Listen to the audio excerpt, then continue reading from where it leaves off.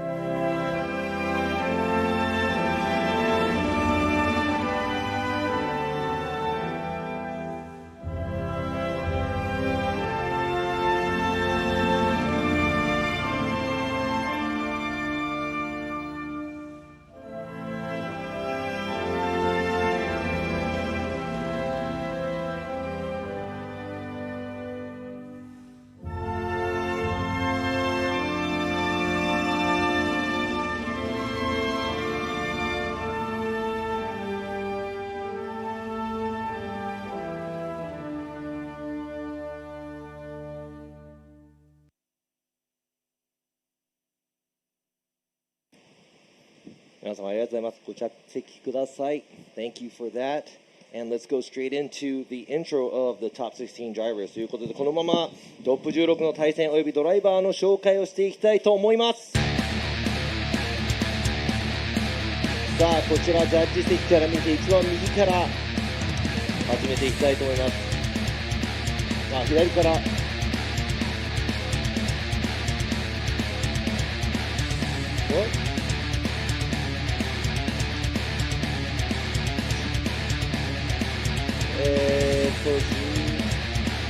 じゃあですね、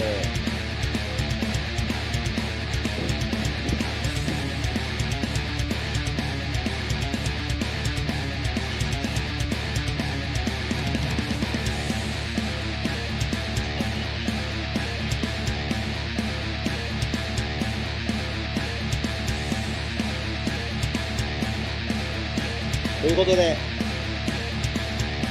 第1の対戦、紹介していきたいと思います。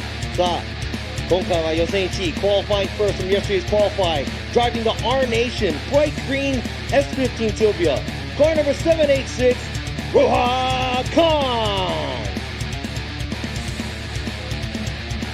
Going against him, he just skimmed by. He's going to fight his way to the top. Out of 37 drivers, he's locking in that last spot of 16 in the D-Light with Tetsujin S15, number 10, Kenichi Kai.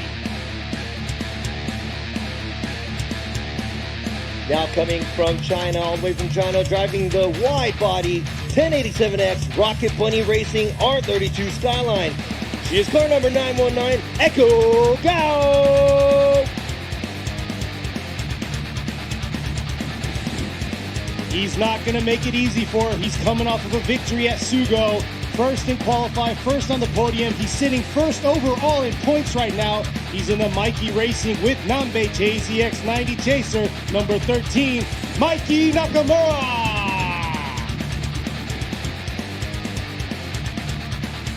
ベスト16、3つ目のバトル Third battle of the top 16 came in second at Sugo, driving the Project Satsu Team SH8 JZX90 Mark II, car number 34, Joe Saito. She's ready to knock him out. Out with the old, in with the new here in the Toto House Team Dunlop JZX 100, number 28, Itsuki Fukara.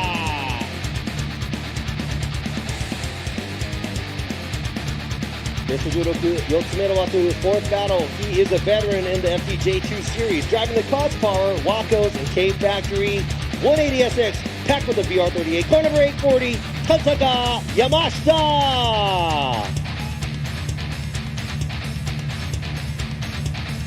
This driver going against him, he's got a fan base deeper than no other right here in the segment with Gamer Sup and B Forward S15, number 11, Sam Lucas. 続いて5つ目のバトル、fifth battle of the top 16. Qualifying second in yesterday's qualifying, he is always known with his pink hair and his pink car. Driving the GH Racing R32 Skyline, car number 115, Kiyofumi Hamada. This driver going against him, he's trying to progress forward. He got third at Sugo, ready to podium again. He's in the Komatsu Racing IS300, number 67, Yuji Otomo. さあベスト16、6つ目のバトルは Qualifying 7th yesterday's qualified, driving the Blast Luck and MNY, Garedori and Wachikura Onsen. Blast Luck S15 Sylvia. Car number 104, Toshihiko Mizuno. This driver's trying to stay on the top right now, sitting third in points at 168 in the Samurai Style Racing JZS 161 Aristo, number 131, Puma. さあ続いてベスト16、7つ目のバトル、Qualifying third in his vehicle racing 180SX. He is always up here and nobody new to the name of the drift. Car number 320, Takuya Inaoka. Here he is coming out here. He's in the auto garage, just leave Sunoco Wisteria, R33 Skyline. You got number 220, Shichi Ishizuka. そしてベスト16、最後のバトル、last but not least battle of the top 16. He is currently in second in the points race of the FDJ2 series, driving the Harry's Auto with Big Kit Blocks Japan R32 Skyline. Car number 43, Harry Yoza. Going against him, he's coming all the way out from Australia, out here competing in FDJ2. He's in the Sideways Experience S15, number 144, Daniel Mesmer. That is your top 16 here for the FDJ2 OKUIBUKI のベスト16。さあ間もなくトップ16の戦いです。OKUIBUKIラウンドのウィナーになるのはどの選手なのか、皆さん楽しんで見ていきたいと思います。Now let's see the drivers hop in their cars and get ready for their battles. Who is going to come on top of this top 16? It's going to be super close because the qualify was really close. 本当に予選も、80点台がいっぱい飛び出した素晴らしい走りがいっぱい見えました。その予選を勝ち抜いてきたこの16名のドライバー、誰が今日表彰台に立つんでしょう。 I don't even know who's going to be on the podium.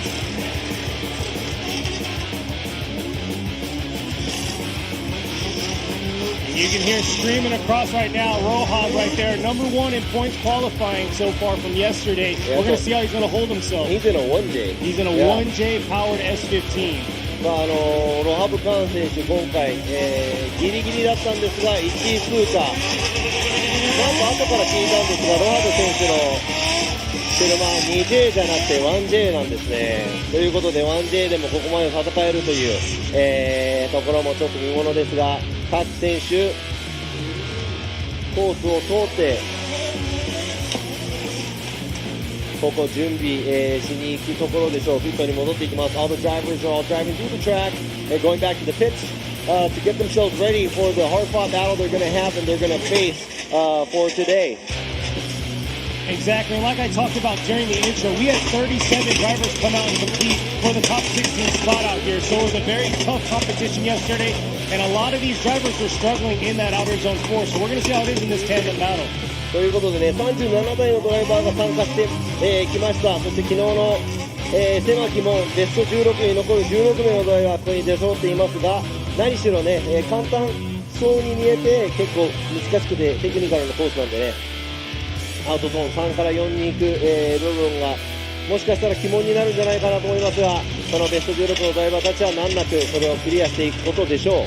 まあ単走とね、追走全く違うものなので、先行を走る車は、乾燥通りの足、後の車はその前を走る車、できる限り近い場所で同じ角度、同じラインを、通っていただきたいと思います。さあ、最後のね、オーストラリア、から来ていますウェズマー選手も今、フィニッシュラインを越えて、ピットに持っていきます。さあ、ここで、今回実況、そしてジャッジをする、自分たち4名の紹介させてもらいたいと思います。こちら画面左側、ケニー・ハリス、いつもね FDJ2 でも英語の、実況一緒にやらせてもらってます。そして私、英語の実況、そして今回日本の実況もやらせていただきますラビー・ニシタ、そしてジャッジの一人でもあります。僕の隣にいるのがいつもホームヤードユートジャパンの、ドライバーで活躍しています、深田忠宏、今回はジャッジ、そして一番奥にいるのが、皆様ご存知ホームヤードユートの、ジャッジを全て担当しています今村洋一、レジェンドジャッジということで、この4名でお送りしてまいりたいと思います。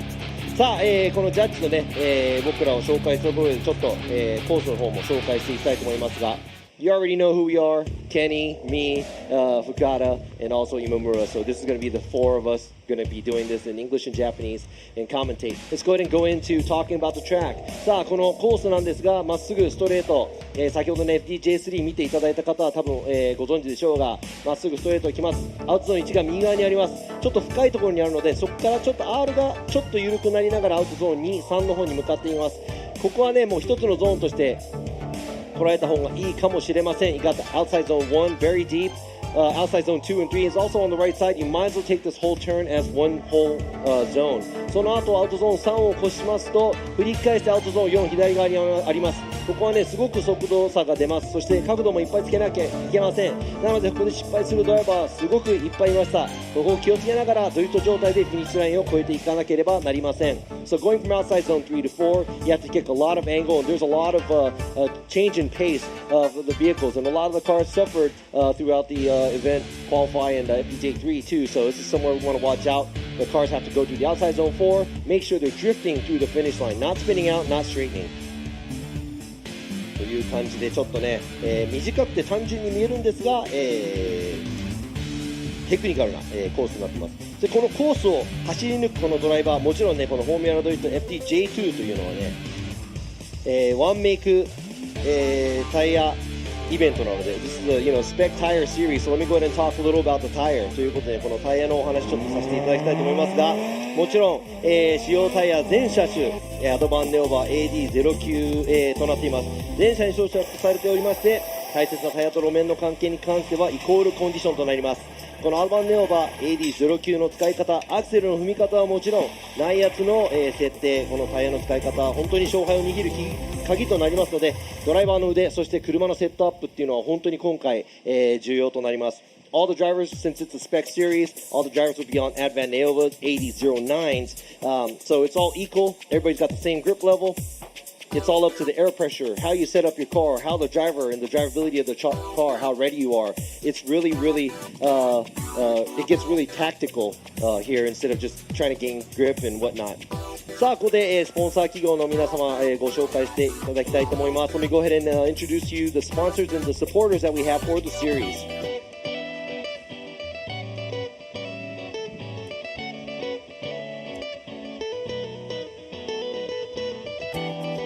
横浜タイヤ様、横浜タイヤーズ。バレンティ様、バレンティ。RSR 様、RSR。モティーズ様、モティーズ。ブリット様、ブリッド。アライヘルメット様、アライヘルメット。ハミングバード様、ハミングバード。FPV ドローン様、FPV ドローン。そしてもちろんグランスの奥井吹様、グランスの奥井吹。以上のスポンサー様のご協力をいただいて、この FDJ2、皆さんにね楽しいイベントをお届けしていきたいと思って皆さん頑張っていますが、もちろん、スポンサーサポートをされている、方々以外、このねお越しいただいている皆様、ご覧になっている皆様、ライブストリーム、そして、参加のドライバー、チームの皆様の協力もあり、なんとかこうやってね楽しいイベント、皆さんで楽しいイベントにしていきたいと思います。There you go. Those are the supporters and the sponsors, and also the drivers, teams, us, everybody here watching. Also, everybody in front of the screen there watching the live stream. Thank you so much because of the support you guys have. We are making it possible to have this great event here at OKUIBUKI.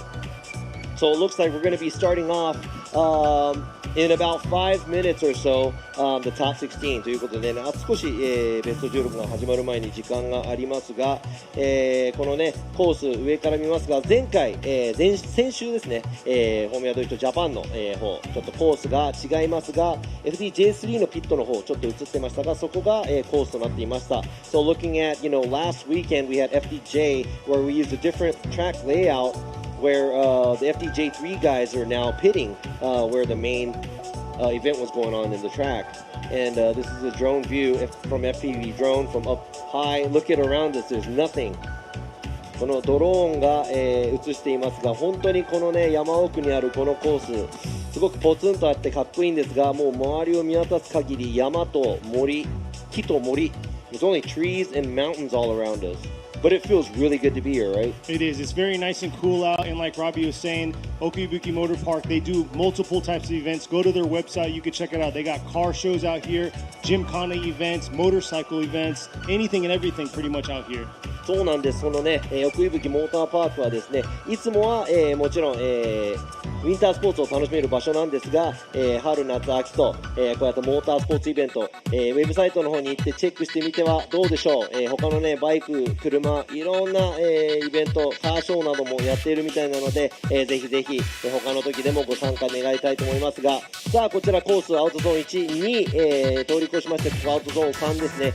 振り返して最後にこのアウトゾーン4左側にあります。そこでね、すごく減速する感が出ると思うんですが、checking out the drone view, we're driving through, here you go, the chicane, you see the 3-2-1 cone to the right, you want to be initiated by the 1 cone, there you go, the outside zone 1 is right there, it's very sharp, right on the deep end of the first beginning of the turn. Then you see outside zone 2 and 3 to the right. Then after that, there's a switchback where you have to maneuver through where the outside zone 4 is on the left side. You got to make sure you kick enough angle going there, and a lot of guys are actually messing that up.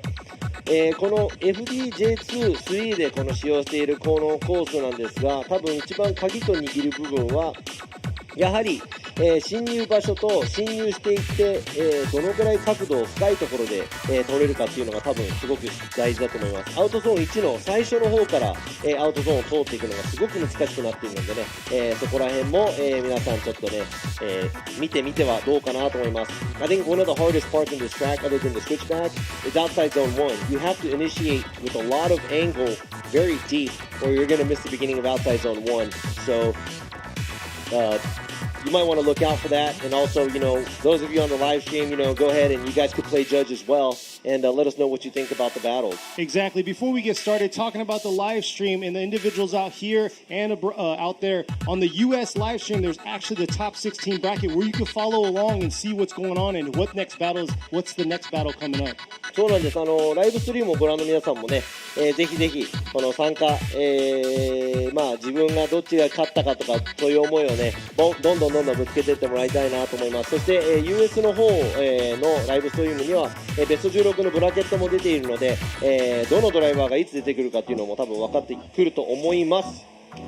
さあ今ですね、バーンアウトボックス、タイヤを温めている場所、今映っていますが、There you go, the burnout box right before the start line here for the OKUIBUKI round、最初の2名のドライバーがすでにタイヤを温めています。ということはもうそろそろ、ベスト16始まろうとしています。This means the top 16 is about to kick off, so I'm getting ready. I'm getting excited because this is going to be, I guarantee you, this FDJ2 round is going to be good. Exactly, especially since we're coming over that hump from round 3. Here we are, round 4. And this right here, the number 1 qualifier, like we said before, simple 1J. That's all he's got under the hood. You've seen most of the 2Js, all that. Not many people rocking the 1J, so it's pretty cool seeing that out here. さあ両者ともスタート地点に、ついておりますということで、Yokohama Tire presents Formula Drift Japan FDJ2 Round 4 OKUIBUKI モーターパークベスト16始めていきたいと思います。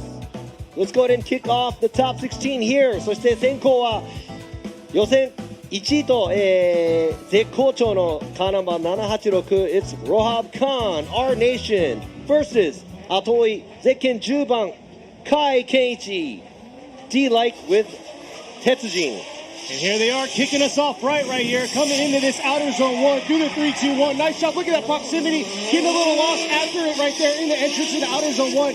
Smoke cloud all the way around by Rohab Khan in the front right there, bringing it back around from outer zone 3 to outer zone 4, nice transition, and right there, Kai losing it in that chase position. いやー今のは、甲斐選手後ろでもう最初から離さないぞと言わんばかりすごく寄りました。ちょっと角度が浅くなって少し距離がついちゃいましたがなんとか食いつこうと頑張っています。そして先行を走るもちろんね予選1位だった、カーン選手も難なくコースを走っていきますが最後フィニッシュラインを越える前のアウトゾーン4で甲斐選手あえなくスピン、してしまいました。Unfortunately, Kai spins out at the outside zone 4 and it looks like he caught up a little bit too much where the pace does change there where we all know that the car has to lose some speed going to the outside zone 4 but he did made a huge mistake there and Rohab also knowing the track because he's the number 1 qualifier he knows what to do on the track. I gotta say, what a way to start us off, though. That close proximity from the start, and the strong finish, even though there was a spin out. Here we are, Kai in the lead this time, Rohab in the chase. Rohab said he wanted to bang doors. Let's see him get that close proximity coming around the outer zone 1, getting right back on. It looks like a few tires dipped by the lead car, bringing it around into the outer zone 2 to this outer zone 3. Closing that proximity into this outer zone 4. Nice transition by the chase driver into the finish right there. いやー甲斐選手、カーン選手ちょっとストレートで離した感じがしましたが飛び込みでアウトに寄りすぎてここ3脱ではないんですがアウトゾーン1姿勢を崩しながら2脱してしまいました。ちょっとこれは大きなミス、しかしその後なんとかいいラインに乗せてコースを走り切りましたがその後ろ猛追で、カーン選手が追いかけていきました。There's a huge mistake made by Kai overshooting outside zone 1, dipping 2 tires. He had to straighten his car a little bit, but he did manage to clean up the run afterwards. But after that, Rohab just got real close to the lead car throughout the track, and that was it. So here we are waiting for the official judge's call here. We already judged. People always say waiting for the judges. And we are. There you are. Yeah. All right, Nishida going right, Fukada going right, and Imamura right there. So Rohab Khan gets the win and moves on to the grade 8. ということでロハブ・カーン選手、見事ベスト8進出です。おめでとうございます。なんとか、甲斐選手も食いついて最高のパフォーマンスを見せてくれましたがあえなく今回はベスト16敗退ということになりました。残念。さあ続いての、選手2人紹介したいと思います。8位と9位、通過なのでこれも際どい、ドライビング審査をしなくてはならないかなと思います。This is going to be a close one because one driver qualified 8th, the other driver qualified 9th.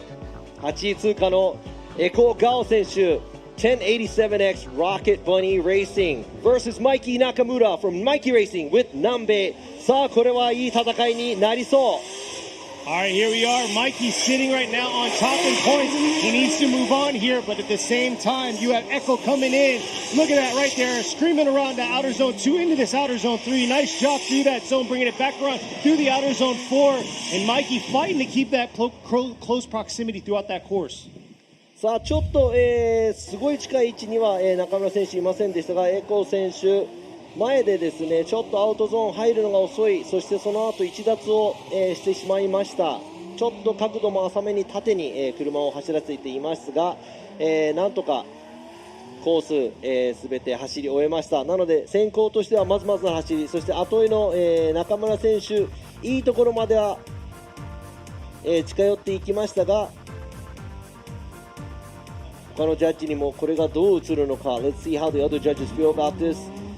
Echo going a little off track at few areas. She didn't have as much angle as we saw at qualify. Nakamura not getting as close as we thought he was going to be. But here he is coming out aggressive this time. Mikey in the lead, Echo in the chase. Echo taking a little bit of angle out right there to keep the close proximity, fighting to get to that left side of the door of Mikey, bringing it back around into this outer zone 4 right here. And nice job by both cars in that outer zone 4. Whoa, that was a great lead run and also a pretty good chase because there was a lot of proximity. 今のはね、先行すごくいい走り、そして後追いちょっとラインも小さかったんですが、追走を、しようという姿勢は取っていました。結構近いところを走っていましたが、さあ他のジャッジも、これがどう映ったのか。All right, here we are. Nishida is going to be going with it one more time. Fukada right here, going right. Imamura going right. So right there, Mikey Nakamura gets the win. ということで、今回ベスト8に勝ち上がったのがマイキー中村 Gets the win おめでとうございます。ということで、エコー選手、今回残念ながらね、ちょっと角度もラインも小さかったかなというところですが、なんとか食いつこうとしている姿勢は、目に見えて分かりました。次回すごく楽しみです。さあ続いての戦いです。ベスト16、3つ目の戦い、The third battle of the top 16 is going to be Sho Saito from Project Satsu Team SHS versus car number 28 Itsuki Fukada Toto House Team Dunlop。 さあこの戦いも、ちょっと楽しみなカードです。Let's see here the JZX 90-100 battle, old versus new, and here they are leaving Sho Saito in the lead right now. Fukada in the chase, coming around. Oh! Struggling right there to break the car loose into the outer zone 1, bringing it back around. Saito doing his thing, wrapping it into this outer zone 3 here. Let's see the flick back right here into this outer zone 4, right back on it into the finish. さあ今のはちょっと、深田選手大きなミス、進入で車がドリフト状態に持っていきれなかった。ちょっともったいない気がします。斉藤選手は先行で、アウトゾーンきっちり走るいい走りをしていますが、その後ろでちょっとドリフト状態に深田選手持っていけませんでした。ちょっと力みすぎたのか。しかし、ドリフトは入れ替えて走り終えるまでどうなるか分かりません。 So it looks like Fukada could not initiate. It's a huge mistake. Saito doing a great job in the lead position. You never know what's going to happen with drifting until the end. Exactly. This is the other half of the battle. Anything can happen. Saito can make a major mistake in the chase. Here she is right here making up for it. Fukada coming around into this outer zone 1. Nice job through that outer zone 1. Saito closing in with that close proximity right there, dialing in. Giving a little bit right there between outer zones 2 to 3. Switching back around into this outer zone 4. And man, what a good lead run. But unfortunately, that chase is probably going to be rough for her. いや深田選手、この先行が走れただけに先ほどの後追いがちょっともったいない、気がします。このラインギリギリで、アウトゾーン1そして2通っていきますが、その後ろすごく近い位置で斉藤選手、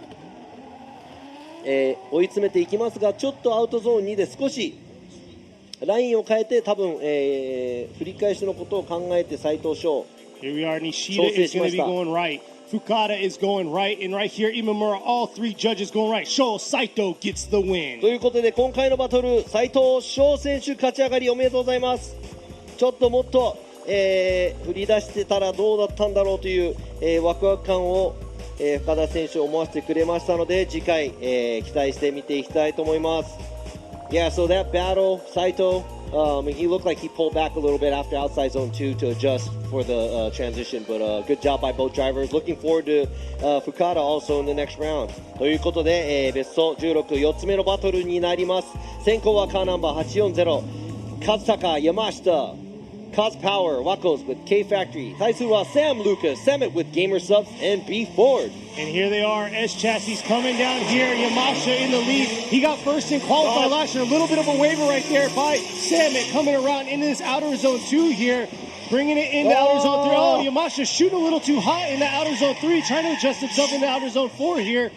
And Samet able to catch up right there at the finish. 両者ちょっとミスがありました。進入では少し、サム・ルーカス選手姿勢を戻してしまいました。そしてそのまま山下選手順調かと思いきやアウトゾーン3で2脱、そしてその姿勢崩した状態で振り返したところ、サム・ルーカス選手が追いついたという感じです。ちょっとお互いミスがあるような走りでした。今度は入れ替えてどんな走りをするか。Both drivers making mistakes. Samet making a mistake at outside zone 1, adjusting himself, and Yamashita going off two tires at outside zone 3. Both of the drivers making mistakes. Let's see what they can do after they clean up their run. Samet's coming in real aggressive this time. Look at this initiation. Through the 3-2-1, back around into this outer zone 1. Nice job filling that zone, but Yamashita right in his pocket, bringing it around in this outer zone 2. Oh, Yamashita cutting himself short right there, unable to get to outer zones 2 and 3, bringing it back around through the outer zone 4, and Samet did a nice job through those zones. いやー、今のはちょっと山下選手、後ろでラインが小さくなってしまいましたが、最初は山下選手いい位置に、車をつけていましたが、アウトゾーン2からだんだんラインがすごく小さくなっていきました。サム・ルーカス選手は先行で、かなりいいライン、そしていい角度で、進んでいきました。Looks like Samet had a really good line on the lead. Yamashita really close from the beginning, but he lost his line and angle after outside zone 1. Very small line at outside zone 2 and 3, and Samet finishing off the track. So really it depends on what the other judges has in mind as well. さあ、ジャッジ全員の考えがどういうことになっているのか。All right, and the results are in, and here we are. Nishida is going to be going left. Fukada going left. Oh, go one more time. Imamura right here. One more time. We are going to see a one more time battle between these two drivers. ということで、ワンモアタイムになりました。山下選手とサム・ルーカス選手、ワンモアタイムです。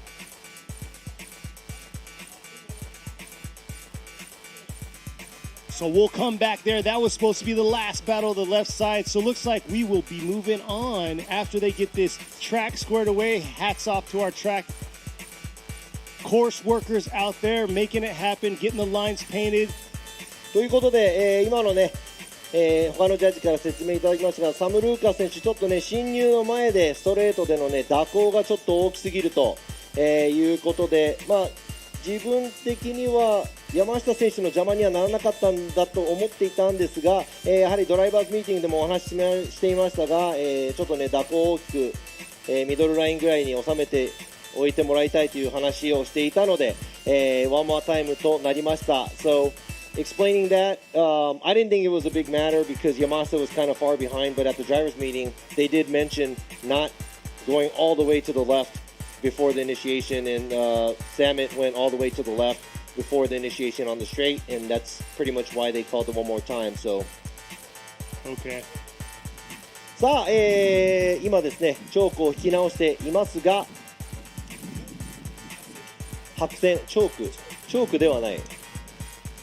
小麦粉かもしれない。アメリカではね、小麦粉も使います。はい、小麦粉もね、結構使います。チョークより安いっていう。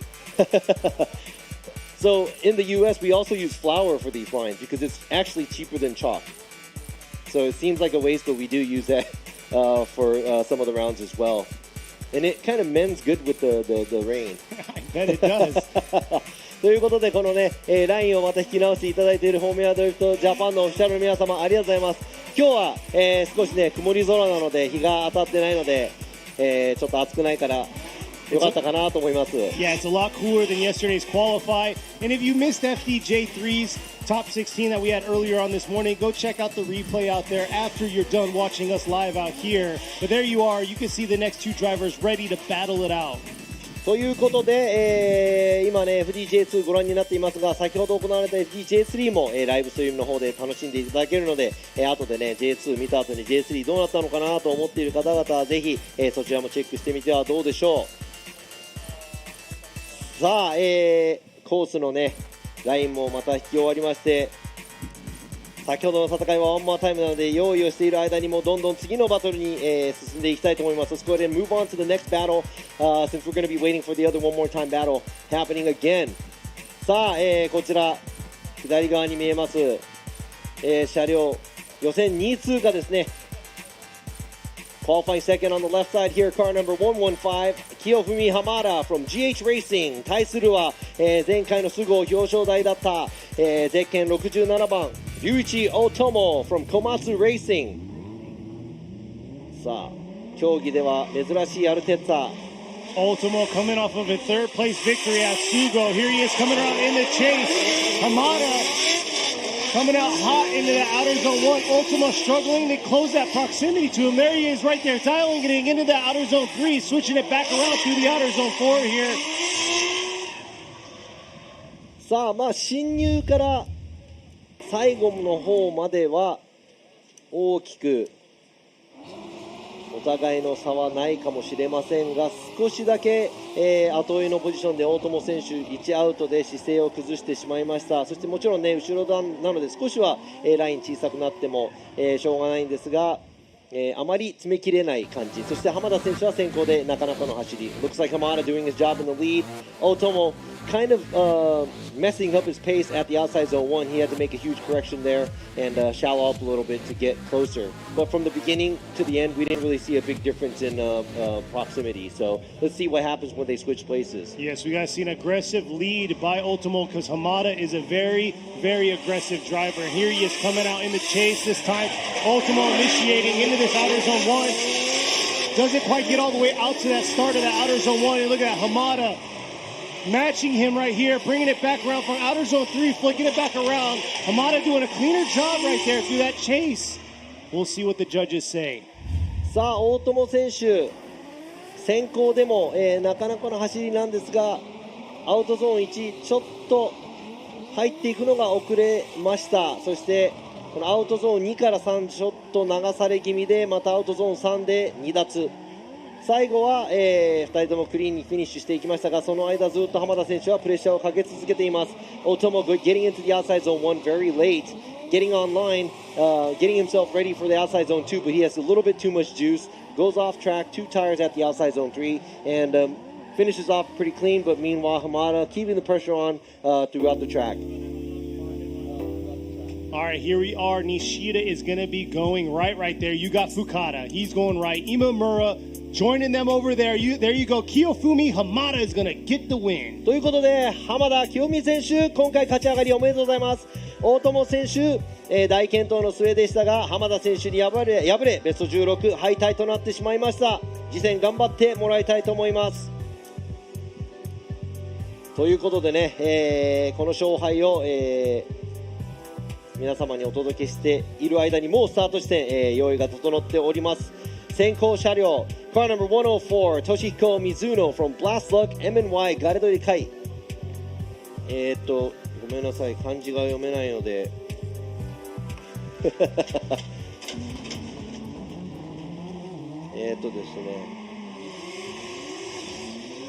対するは龍馬選手、サムライスタイルレーシング。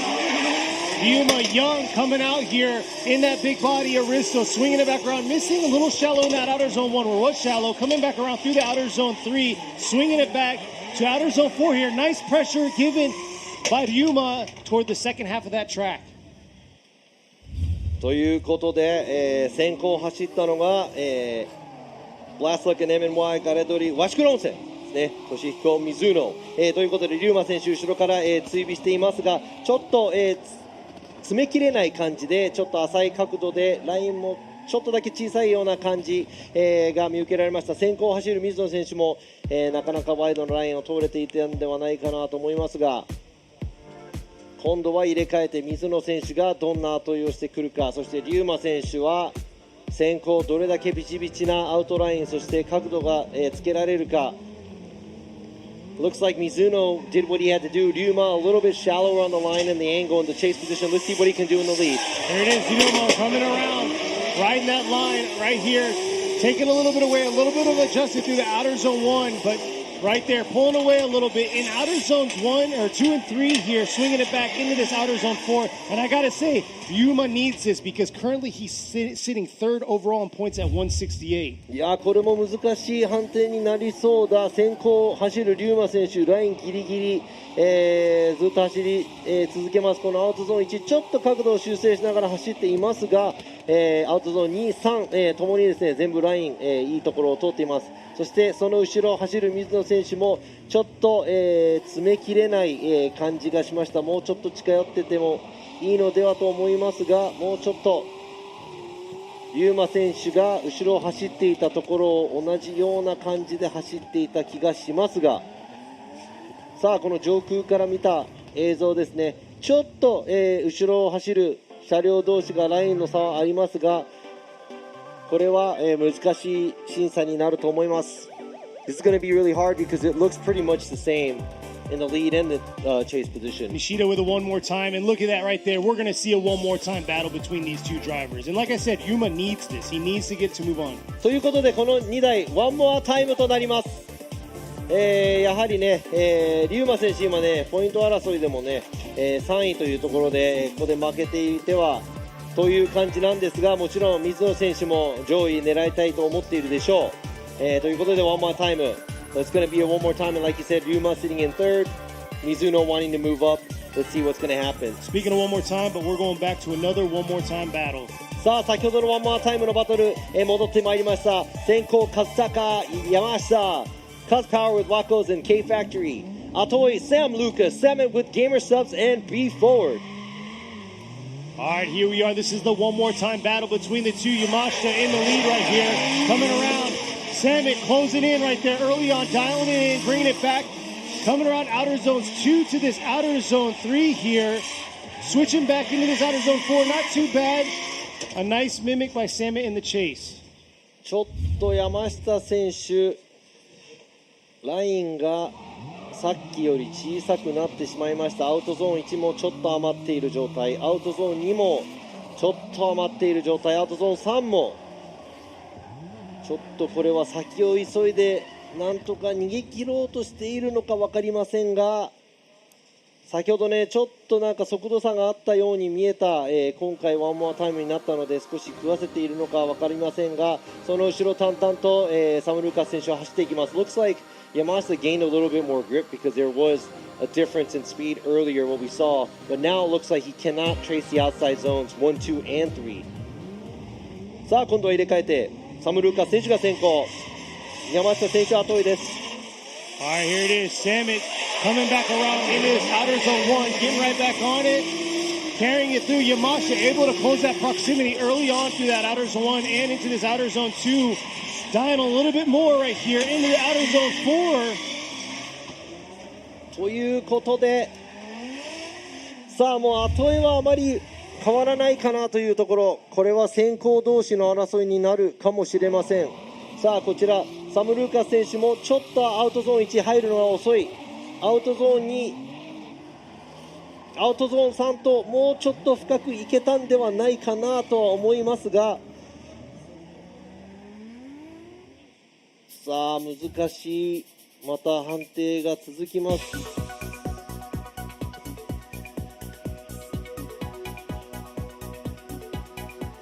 本当に微妙な差になるかもしれませんが、もちろんねワンモアタイムになる可能性もあります。 There's a possibility of one more time. This is going to be a very close one because both of the drivers actually, in my opinion, did a little bit worse this time than the first run. Yeah, we're going to see here. Looks like the judges got it in. Nishida is going to be going left. Fukada is going to be going with a one more time. Imamura is going one more time. So we're going to see another one more time between these drivers. They need to clean it up. Hopefully their spotters know what to tell them. さあ今の走行、またまたワンモアタイムとなります。今の戦いもう一度、ワンモアタイムとなります。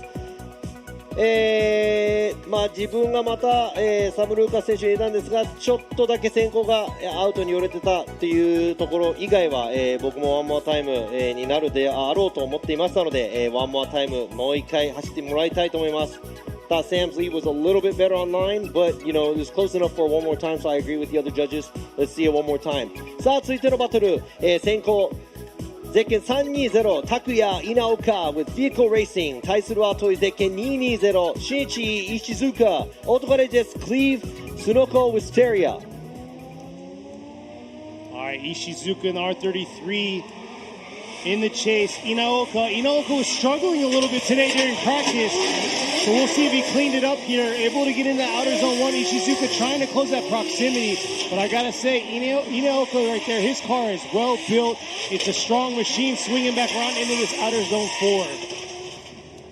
さあ稲岡選手ね、さっきの練習ちょっと、調子が良くなさそうな感じでしたが、この先行を見る限り、本調子戻ってきたんではないかなと思いますが、アウトゾーン1ちょっと入るのが遅れていますが、その他ですね、アウトゾーン2、3とトレースしています。もうちょっと角度がついてたらいいかなと思いますが、その後ろを行く、石塚選手、難なくね、いい距離を保ちながらプレッシャーをかけながら走り切りました。Inoka looks like he did a better job than his practice we saw earlier. He got his back 100% back maybe, but going into outside zone 1 a little late, and he looks like he's not as deep in angle, but very clean run, and chasing him Ishizuka, keeping the pressure on throughout the track, a good chase by Ishizuka, so let's see what happens when they switch places. All right, this time Ishizuka's in the lead, Inaoka's in the chase. RB versus 2J, there they are, bringing it around into the outer zone. Oh. Look, Inaoka right there, the struggle right there found early on. Shallower line right there, shallow again, unable to keep the car in an aggressive angle, bringing it back around through the outer zone 4, and once again shallow through that outer zone 4 in the chase. これは先行と先行、後追いと後追いを見ていくと、あと稲岡選手がちょっと進入1コーナーアウトゾーン1に行くところでミス、そして角度を浅くしないといけない部分アウトゾーンにありました。その反面市塚選手先行でかなりいい走り、ラインもビチビチ。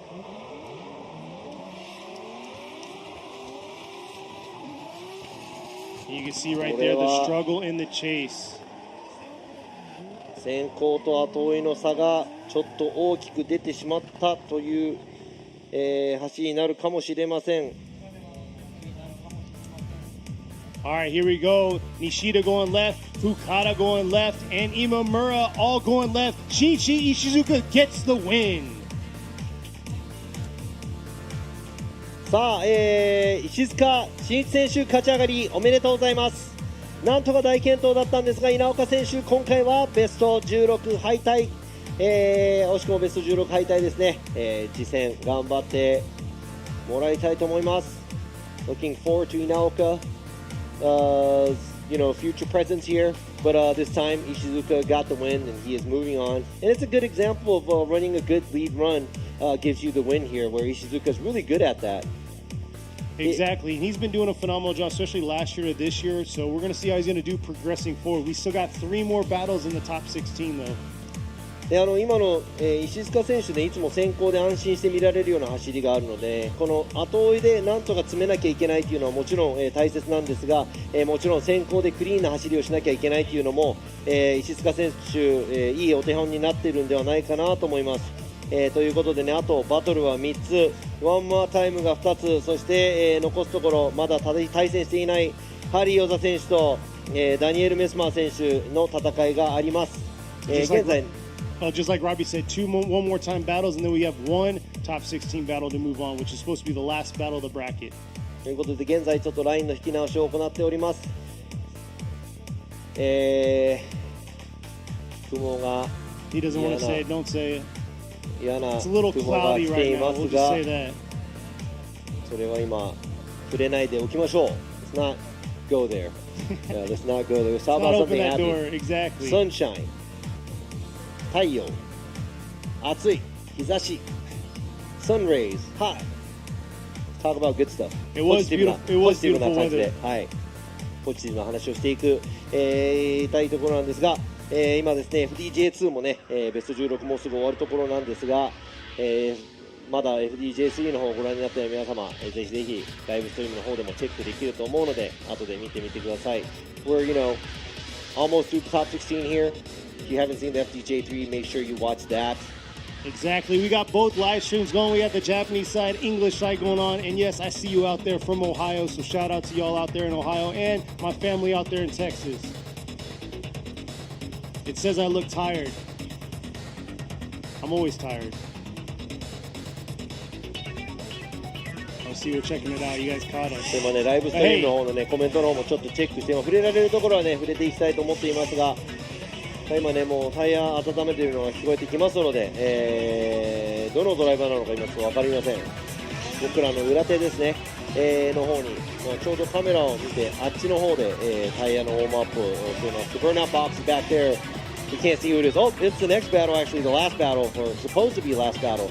of the top 16. Right there, you see Mesmer in the screen right now, moving forward. ということでね、ワンモアタイムのバトルに行く前に、このトップ16、本当は最後のはずのバトル、見ていきたいと思いますが、こちら、これはね、毎戦多分ね、与座選手としては、このシリーズ争い、すごく大切なバトル続くと思います。なぜなら、マイキー中村選手はもうベスト8に進出しています。マイキー中村選手は現在、ランキング1位、そして与座選手は現在ランキング2位ということで、ここで、メズマー選手に負けるわけにはいきませんが、メズマー選手もオーストラリア、から日本に来て、このフォーミュラドリフトジャパン、FDJ2 に出るためにこっちに移住しているぐらい、かけているドライバーです。Daniel Mesmer is moved out here. That's a lot to do to compete in the Formula Drift Japan series. And I know for Yoza, he has to beat Mesmer so Nakamura doesn't leave him because Mikey Nakamura already made it to the grade 8. Exactly, and right now, Yoza's sitting at a 173. Mesmer, very experienced in Australian drifting. Here he is coming out. Look at it. Strong right there from the start. Close proximity all the way around. He knows he has to be strong with Yoza because Yoza is a very aggressive chase driver, bringing it back around from outer zone 3 to this outer zone 4. A little bit of an adjustment right there, and a stall by Mesmer at the finish, but able to finish strong. さあ先行は、与座選手、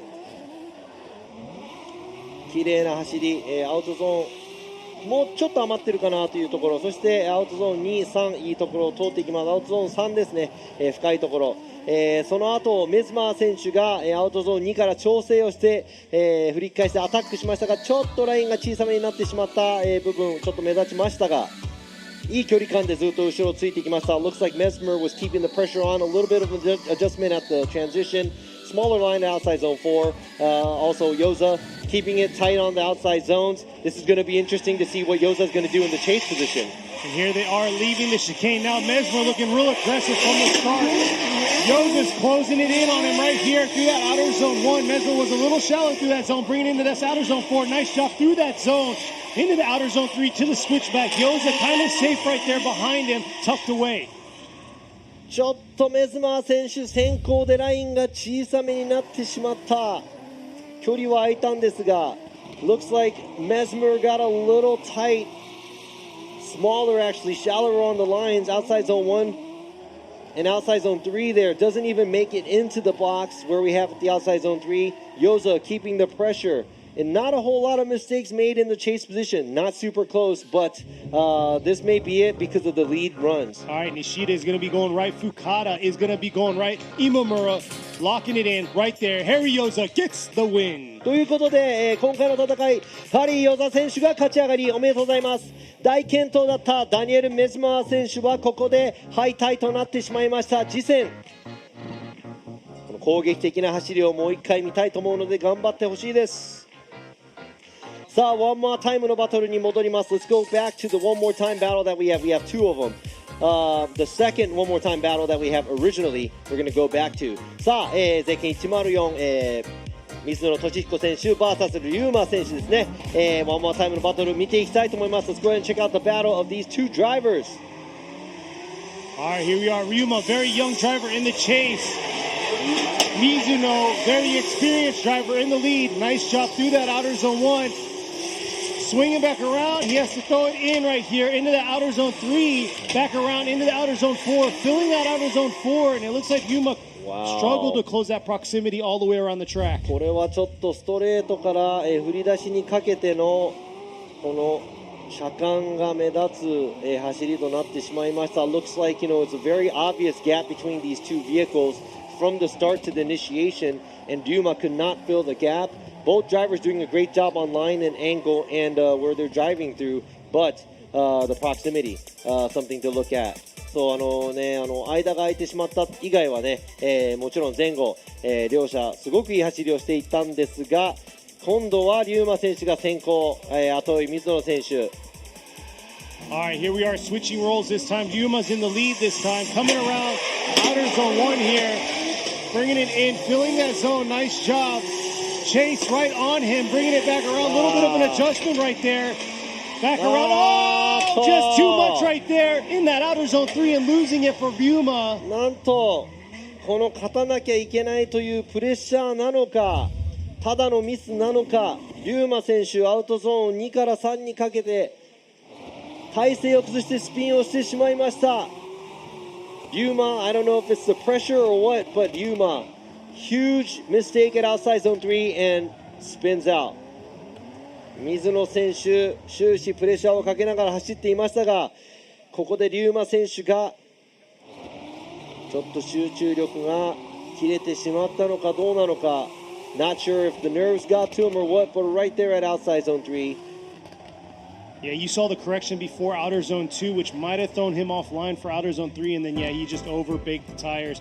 But here we are waiting for the official call by all the three judges, and here we are. Nishida is going to be going right, Fukada is going to be going right, and Imamura also joining them going right. So Toshihiko Mizuno gets the win. ということで今回の戦い、水野俊彦勝ち上がりおめでとうございます。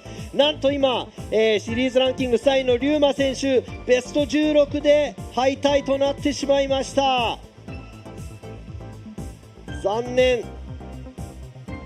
もう次の2ラウンドで巻き返すしかないです。龍馬選手頑張ってほしいです。さあ3回目のバトル、2つ目のワンモアタイムバトルとなります。この両者、どっちが勝つかわからない。先行山下勝孝選手、Cos Power and Wakos at K Factory vs Sam Lucas 選手、Sam with Gamer Subs and B Ford. Who's going to move on? Who's going to fill the last slot on the left side? Look at that right there. Salmon coming out really aggressive right there in that chase position, bringing it around into this outer zone 2, not getting lost in the cloud smoke, right in that side, that pocket right there, switching back around in this outer zone 4, getting right back on it. おっと今回はなんか山下選手、先ほど2つのバトルと全然違う走り方、一挙に踏みっぷりが良くなりました。 Looks like Yamashita is onto something. 2 tires off at outside zone 1, but there's a lot of throttle and angle on this run, which I like from Yamashita. Versus in the chase position, Sam looks like he's a little smaller on the line from outside zone 3 to 4. サム選手も、サムルカ選手も後ろでなんとかプレッシャーをかけようとしていますが、ちょっとアウトゾーン3と4、あたりでラインが小さくなってしまいました。さあお互いねミスがあったこの走り、入れ替えてどうなるか。 Both drivers making mistakes. Let's see what's going to happen here.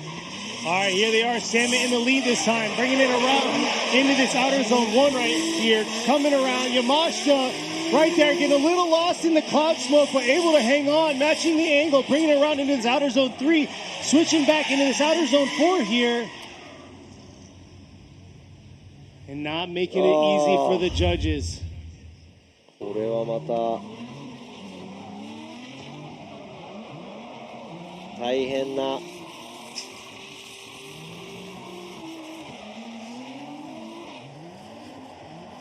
Yamashita shallower through outer zones 2 and 3 and 4 in that chase. これもまた後追いでもちょっとラインが小さくなってしまった山下選手、そしてアウトを走る先行のサム・ルーカス選手、ちょっとアウトゾーン3深いところ行けませんでした。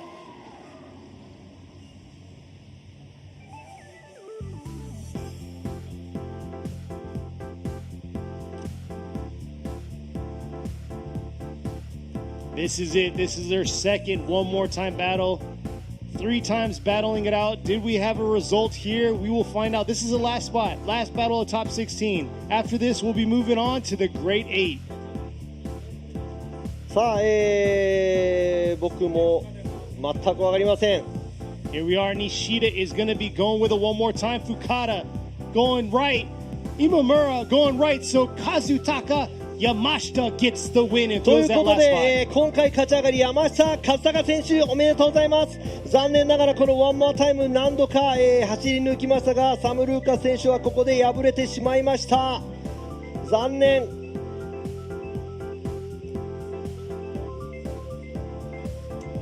さあベスト16のドライバーが出揃いましたが、一旦、CM に参りたいと思います。皆さん少し休憩を取りましょう。 Let's take a short break. We'll be right back after this.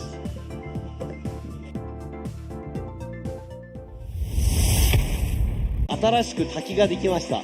A brand new waterfall. New waterfall over there. Has developed over there, and yes, we are in a metal truck right now while it's thundering and lightning out. It's got tires. So I guess we're grounded here. なんでね、今雷になってるので、できたら、車の中に入れる方は車の中に入る、または建物、まあちょっと近場ではないんですが、できる限り避難を、していただきたいと思います。そんなの無理だよって言われるのも分かりますが、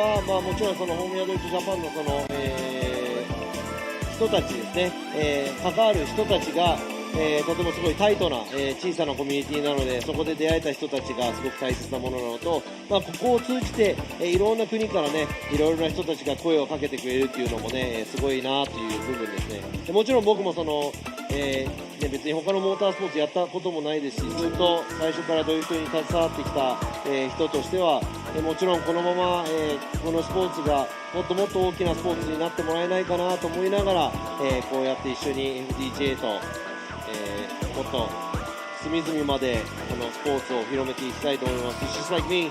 I don't know any other motorsports. I've been with Formula Drift, and I've been drifting for all my life.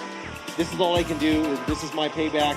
Time to give back to the community. Where if I can help out the drifting community, you know, why not?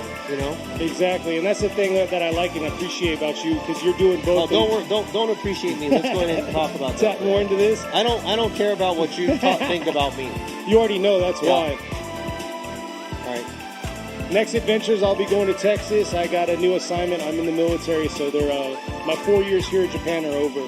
そうなんです、まあ、ケニーはね、もともと4年前に、フォーミュラドリフトジャパン、参加してもらいましたが、この、次回、来週の木曜日かな、テキサスの方に向かいます。で、横田基地っていうところで、働いてますが、そこの基地、任期が終わったので、テキサスに移住する、形になります。I'm going to Utah. Oh, I got FDJ2 and 3 next in Nico. Then I got Utah.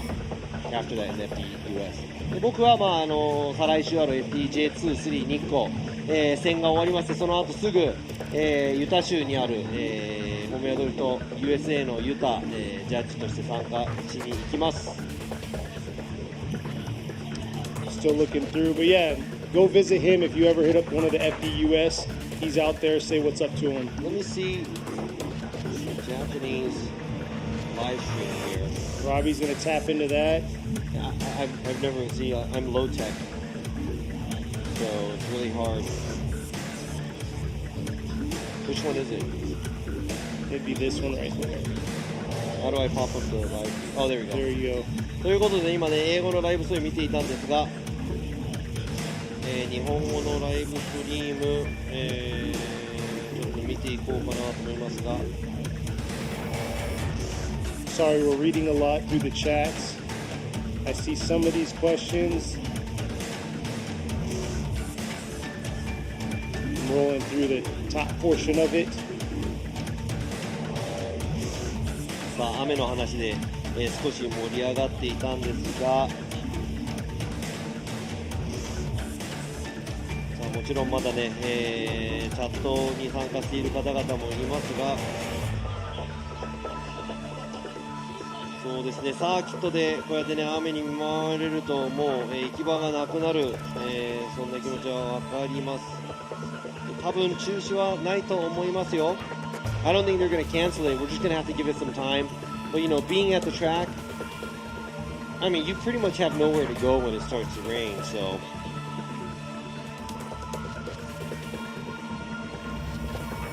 まあ、チャットではね、今の外の状況を皆さん、ご報告していただいてありがとうございます。They asked if I'll be chatting or commentating in the U.S. No, there's no plans for that or anything like that. I'd like to come to their event, you know, check it out and stuff like that. But no, for the most part, no, I won't be commentating there. Jared's got it on lock. He's doing a phenomenal job. You know, that's 20 years. He's 20 years of Formula Drift U.S.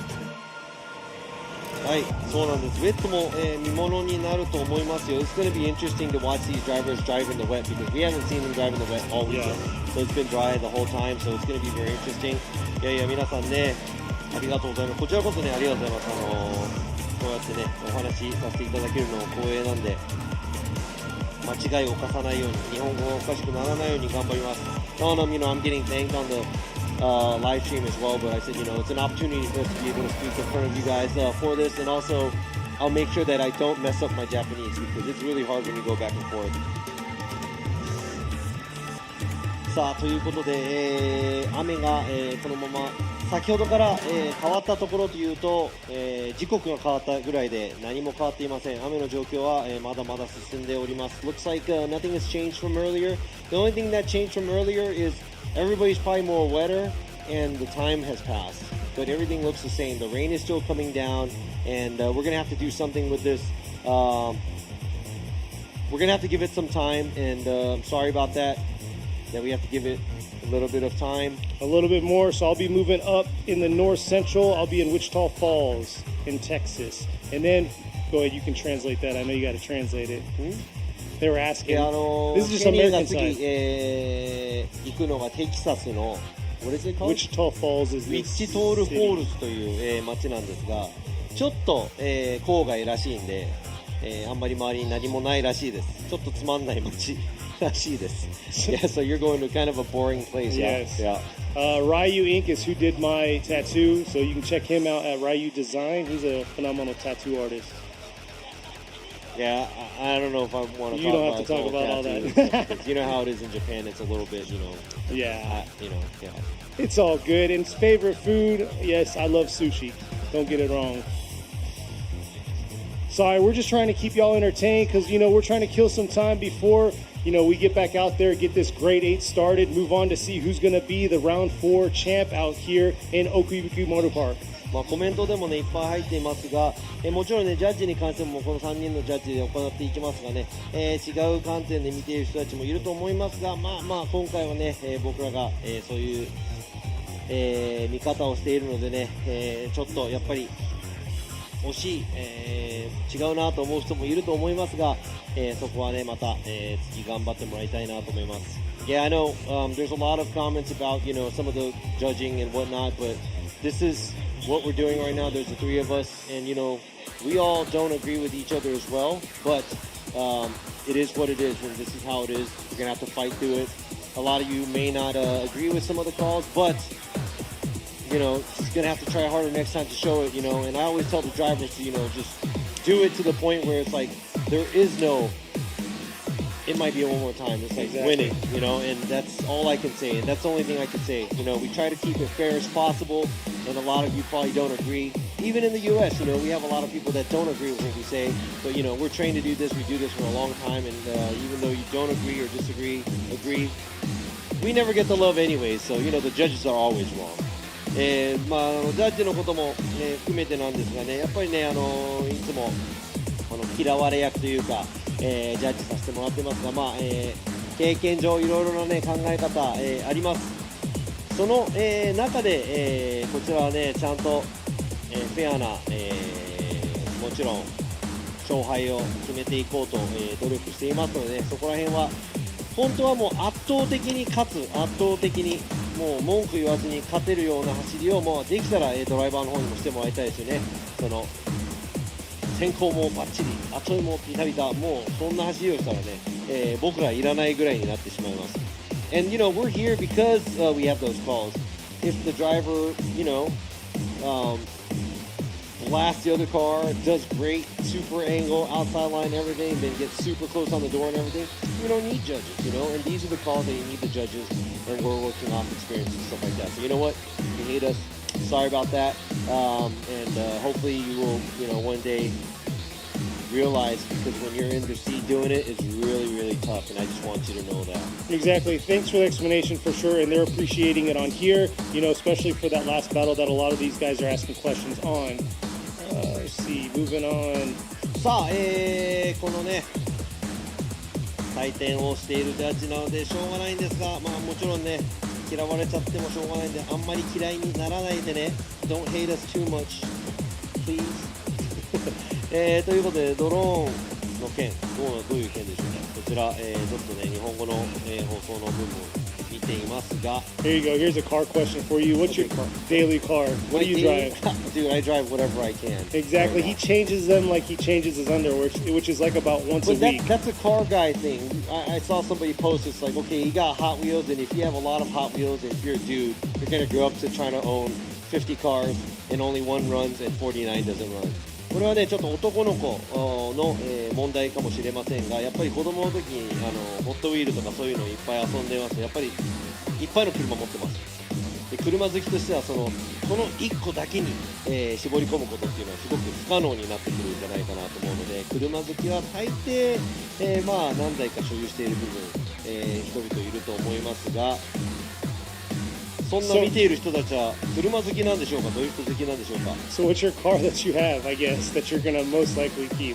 A86, I'll tell you that, it'll never get finished. It doesn't get finished. まあ僕のね作戦としてはね、車を取ってすぐ売っちゃうんですよ。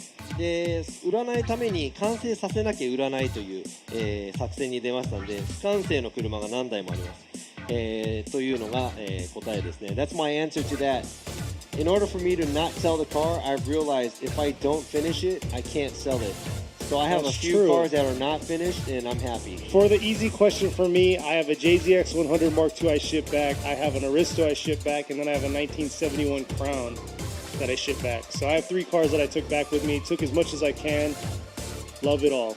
さあということで、少しずつ雨が小降りになってきている、という情報ありがとうございます。僕らから見るとね、あんまり状況変わってなさそうな感じなんですが、もちろんね、雨がだんだんなくなっていくのを心待ちに皆さんしていると思いますが、発電もそうなんです。発電ラインが消えちゃったので、この後の処理も、時間がかかっていくと思いますが、I mean obviously there is no track on the track anymore, and that's going to take some time to bring back as well, because now we just have an empty. You know what? Why don't we just start doing like backy entry contest or Hey, I'm cool with that. You know, like 360 contest. っていうかもうね、ここでね、もうコースもなくなっちゃったことだし、雨の中誰が一番バック進入がかっこいいか、誰が一番サブロクがかっこいいか、そういうコンテストに変えてっちゃっても面白いかもしれません。まあそういうことしませんが。We won't do it, but I'm just talking smack. You are. Sorry, I'm half listening to them, half reading. There's a few questions I haven't even really answered in here. I don't know what shoes you should wear, I'm sorry. If you want tourist advice... He can't read. Yeah, I can't do that either.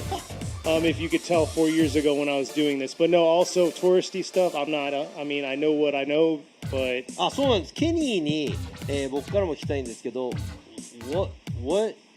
What do you like about Japan?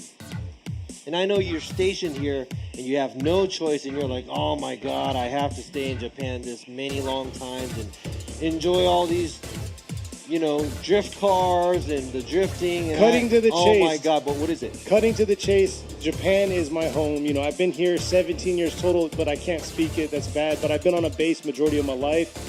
Born here, went to all 4 years of high school here on the military base.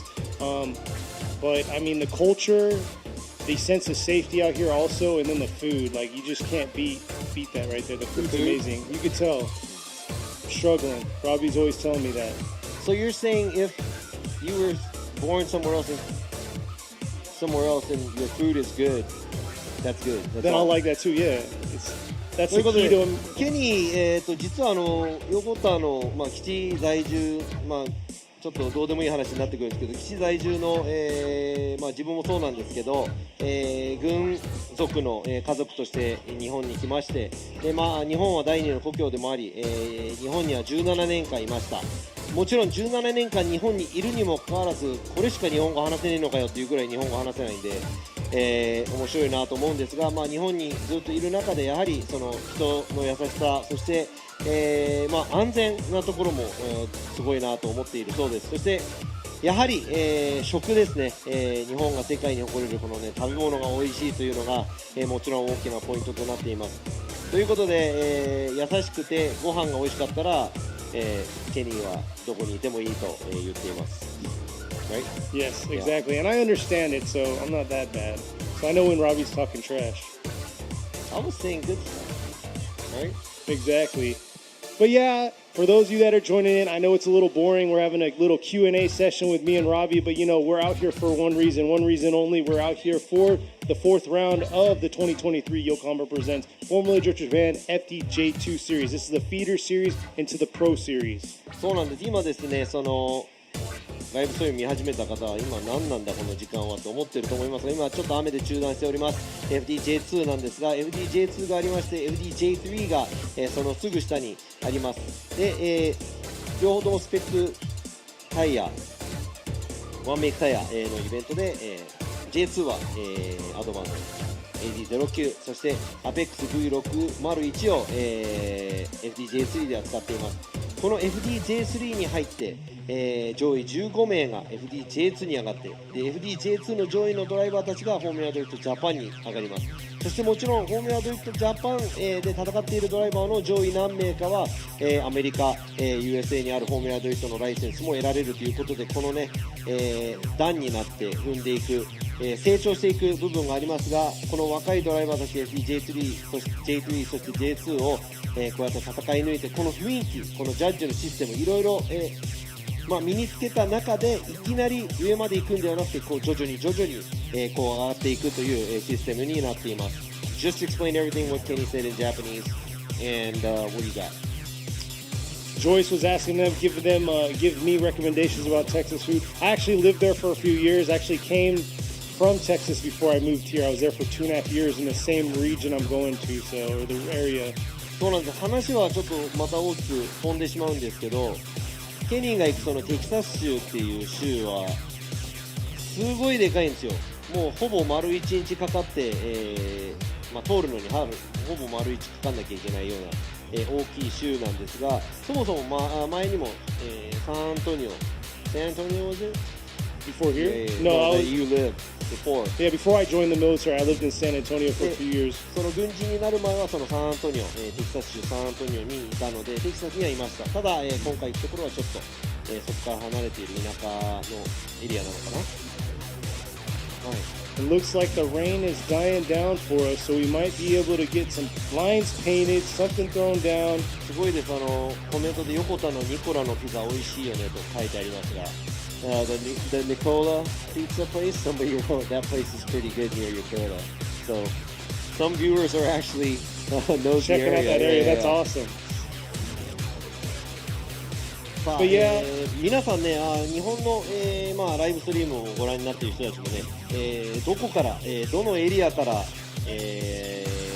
それ観戦しているのかちょっと聞いてみたいなと思います。Yeah, I'm asking the J side of the FDJ to live stream, like where are they watching? Of course, it's Japan.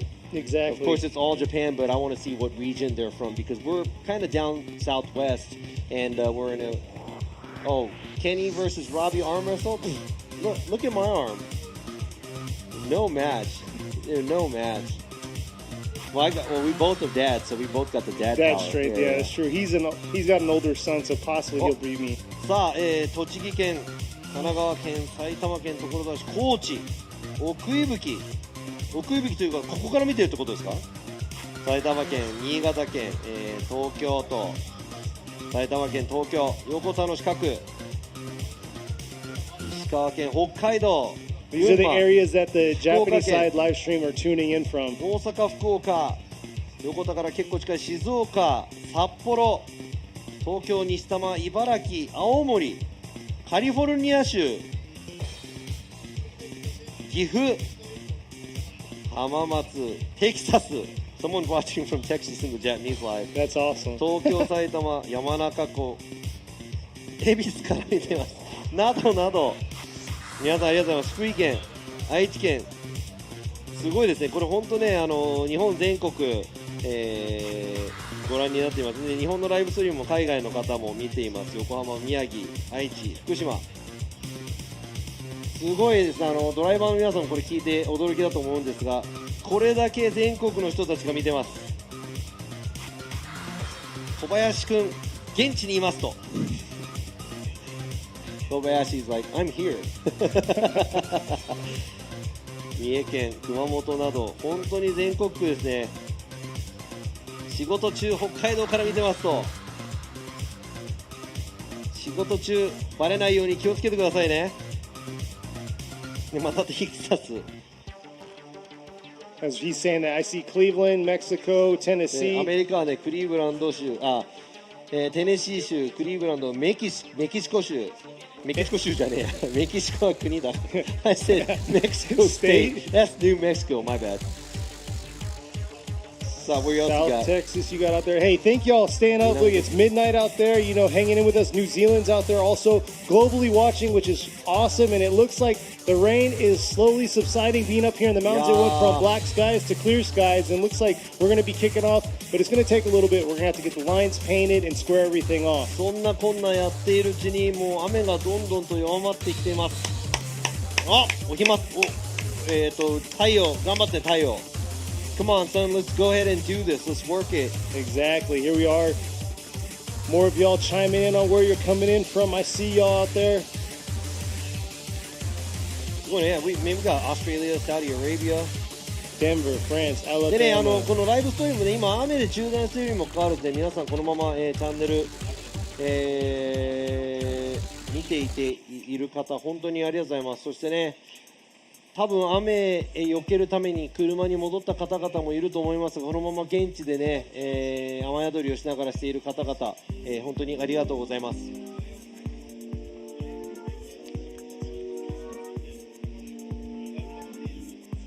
I agree. Seat for Kenny. But yeah, Georgia, Alabama out there.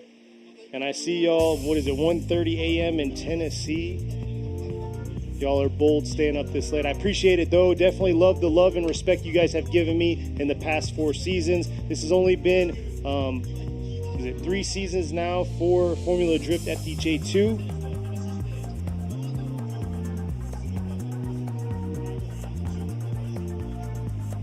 And you can see the track workers back out there checking it out. ということで今ですね、いろいろな情報が来ました。Got a few things here.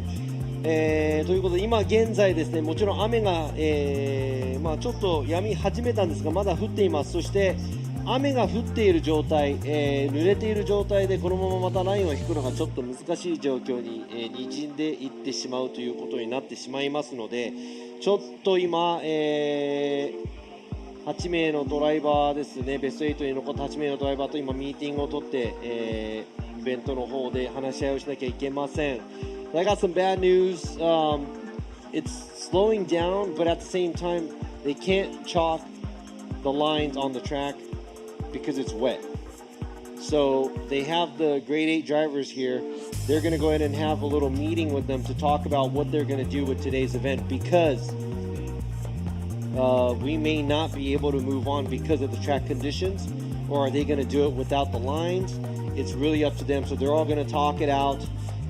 このままね、競技をもちろん続行したい、気持ちはみんなあると思いますが、ちょっと困難になるかもしれないということで、その話し合いを今している最中だと思うので、皆さんちょっと、お待ち、もう少し時間を、ください。Shout out to there you go, course workers waving out there. Ken Gushi just DM'd me showing that he's watching us, so thank you for watching from the West Coast. Well, they can't see us. Yeah, the camera's not on us right now. じゃんけんで決める案もありますね。Someone's like, just gonna have to rock, paper, scissors it. So, you know what, that is a thought, but really hard to say. Just make them have a dance off. I agree. Oh yeah, in the rain too. Yeah, I think the problem is it's not that they can't do it, but it's like nothing's gonna stick in the rain, or it's gonna look. I mean, it might look smudgy. Maybe we could just paint the outside lines on the outside zones, and we're gonna have to kind of not worry about the tires going off. But that's gonna be a whole different competition. But it's really up to what the 8 drivers and the teams has to say. でもちろんね、いろいろと、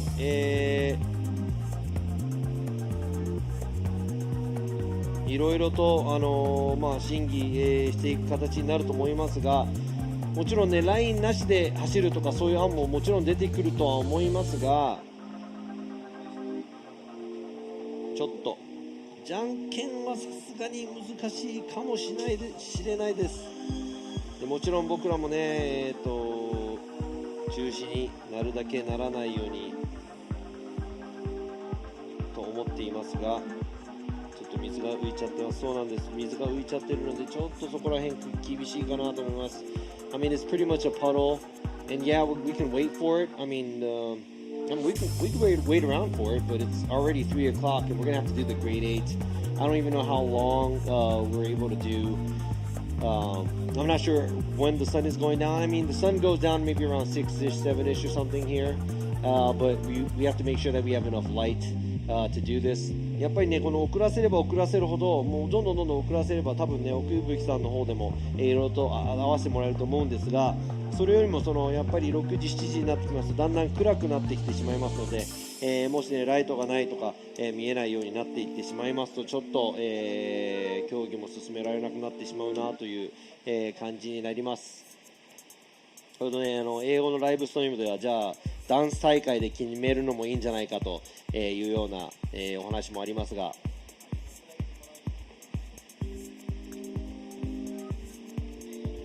それだと不利有利があるかもしれません。そうなんです。皆さんね、ちょっとお祈りするしかないです。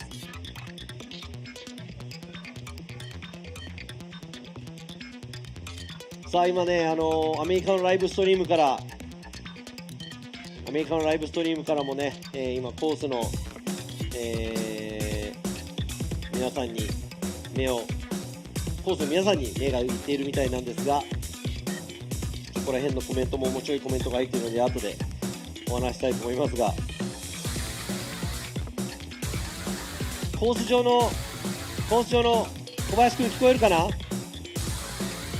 アメリカのライブストリームでコースで働いてるやつ髪型がイケてるっていう人がコメント来ましたよ。Yeah, so I told him he gave us a peace sign, so he's happy. ありました。あれコース、真ん前にいるのがクロちゃん、そして、クロちゃんの向こう側にいるのが川越くん、写真を撮っている金子さんが旗の後ろにいますよね。そしてバイクに乗っているのは見えない大ちゃんですね。そして髪型がイケてる。皆さん見てください。この髪型で一応サラリーマンです。この人。He's a normal worker at a company, but that's a cool job. Having that hairstyle. Yeah, I mean because Japan is pretty strict about a lot of things. Talking about like you said about tattoos and stuff like that, but being able to letting people do what they want. At least as long as they could do their job, I'm all with it. I'm all for it. Yeah, Only they could zoom in on them right there. はい。そうなんです。いい会社なんです。Hey, somebody said we could do thumb war. That you could probably win in that. I'm okay. Does it want any? I don't want to sit here and hold another man's hand. Well, you sweaty. You wanted to make a heart with me last time. Well, yeah, but that's like a little, that's not like gripping and not into that stuff. Not just kidding. 今ねライブストリームで腕相撲したらどっちが勝つかっていうけど、もちろんねこの怪力ケニーが勝つと思いますが、腕相撲にした方がいいんじゃないかっていう話ですけど、さあ、今画像には小林くんがうなだれてます。コースを歩いていますが、一つの案としてはね、このコース上で働いている方々がクリッピングコーンになって、ドライバーに走ってもらうのも面白いかもしれないですよね。Yeah, maybe they can be the clipping cones. Oh yeah, that's true. That's a good idea. Yeah. We got enough guys. Because if we actually put cones out there, they'll be destroyed. 金子さんもね、クリップコーンとして働いてもらえればすごくいい写真撮れると思いますよ。すごい近いから。So, Kaneko's our photo guy, but I was like, he'd probably be able to take really good pictures because he's like right there. That's true. Yeah. ということで、冗談はさっき今のコンディション、どうなっているか、そしてね、今話し合いが多分行われていると思いますが、その内容がどうなっているのか、また随時、こちらから報告していきたいと思いますが、Let me go ahead and explain to you what's going on with the meeting they have right now, what they're going to do about the event. Obviously we're not there, so I don't know what's going on. They'll fill us in a little bit. そうなんですね、そんなことね、一脱も許されない、走りになります。でね、さっき冗談で、人をコーンに使うっていう話をしましたが、雨の状況でそれはかなりトリッキー、だと思います。There's some comments on the Japanese live stream. It's like, what, use the workers as the cones, especially in the rain. Yeah, that's a ballsy move there. That's a little dangerous. There, yeah. But we can put some of these jersey barriers a little bit closer. Actually, the sponge barriers, we have enough of those to put them in the zones where they got to be at. That's actually a good idea. Maybe we could put some of the sponge barriers where it's the zone actually is, yeah, the cutout for the zone. スポンジの数もね、もしかしたらそのスポンジをアウトゾーンに置くっていう考えも出てくるかもしれませんし、それは分かりません。It looks like the sun is creeping out now. この今1時間 how long was the delay? About 30 minutes? 40 minutes? Yeah, about 30 minutes or 今ね so. 3、40分あったんですが、なんでこれが終わってからやればいいのにいつも思いますね、この雨。なんで雨はちょっと我慢できないフライング状態でこの競技途中で雨が降ってしまうのかっていうのが本当になんでなんだろうと思いますが。It's more of a frustration where it's like, man, you're gonna stop anyways. Couldn't you just wait until the event was done? Exactly. I mean, it was like a 30-40 minute shower. Okay, thank you very much. All they had to do was wait another hour and a half. Just like the comments are saying out here, because they want to see the brooms come out, put to work.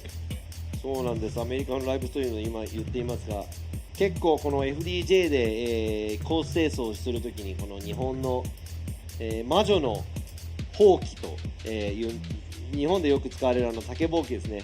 アメリカではないので、なくはないんですがあまり見かけないので、みんな結構ねそれに食いついている、部分があります。湯気がすごい。これは多分ね今その暑さとこの雨の、差が大きく見えるんではないでしょうか。Look at the track, as you can see, the steam coming off of the rain because of the heat of the concrete that we had. It wasn't really hot today, but still, there's heat coming off the track, and also the rain probably starting to evaporate. That first statement you said was very confusing. You said the steam coming off the rain, off of the ground. Kind of like that video you showed me about the guy calling in and saying all these weird things that were just off the wall, and the lady confused. Oh yeah, the meme. That's right. Love the internet. Exactly. He loves it so much. DM him. Blow his DMs up. 乾いてきている。ただいま、ステージ上にて各ドライバー集めて説明をしている、模様です。Yep, they're still talking about. They have all the drivers at the stage talking about what they're going to do. Moving on, today we do have to finish this competition. We're at the grade 8. We have 8 more drivers. I know they all don't want to go out like.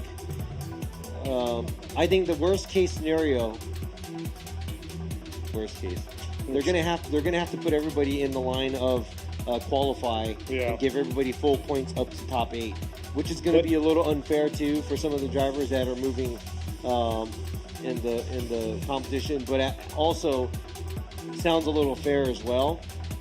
And maybe they might half the points, but put everybody in the qualifying order up from the top 16. Exactly, and it's unfortunate because the next battle coming up, it's supposed to be Rohab going against Mikey. Mikey Nakamura right now sitting in first in points, and Rohab coming out here making a statement he for wants himself. To get full points. He won at Qualify, and he's lining himself up to win out here in OKUIBUKI.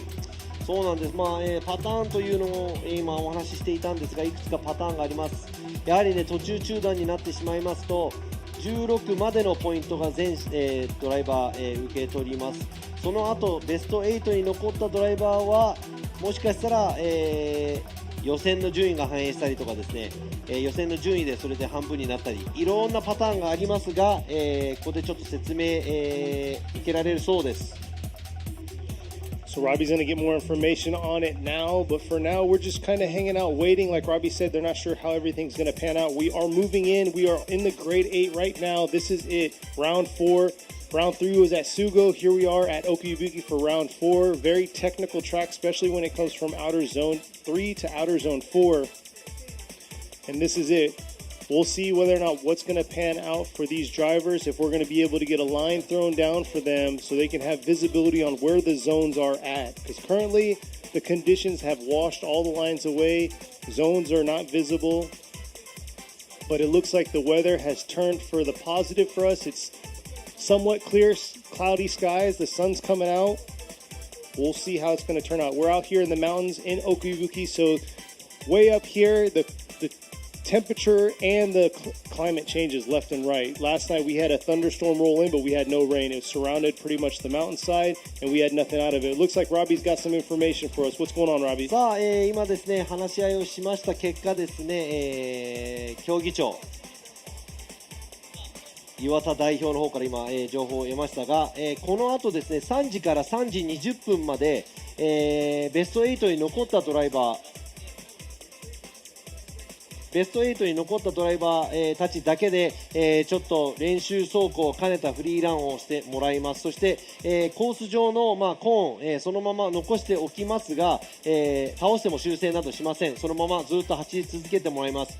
その後ですね、3時半になってから、コースの状況、またラインが引けそうなくらい、乾いているかどうかなどいろいろ見ていってその都度、その時結果を、報告してまいりたいと思いますので、もうちょっとしたらそのフリー走行を始めたいと思います。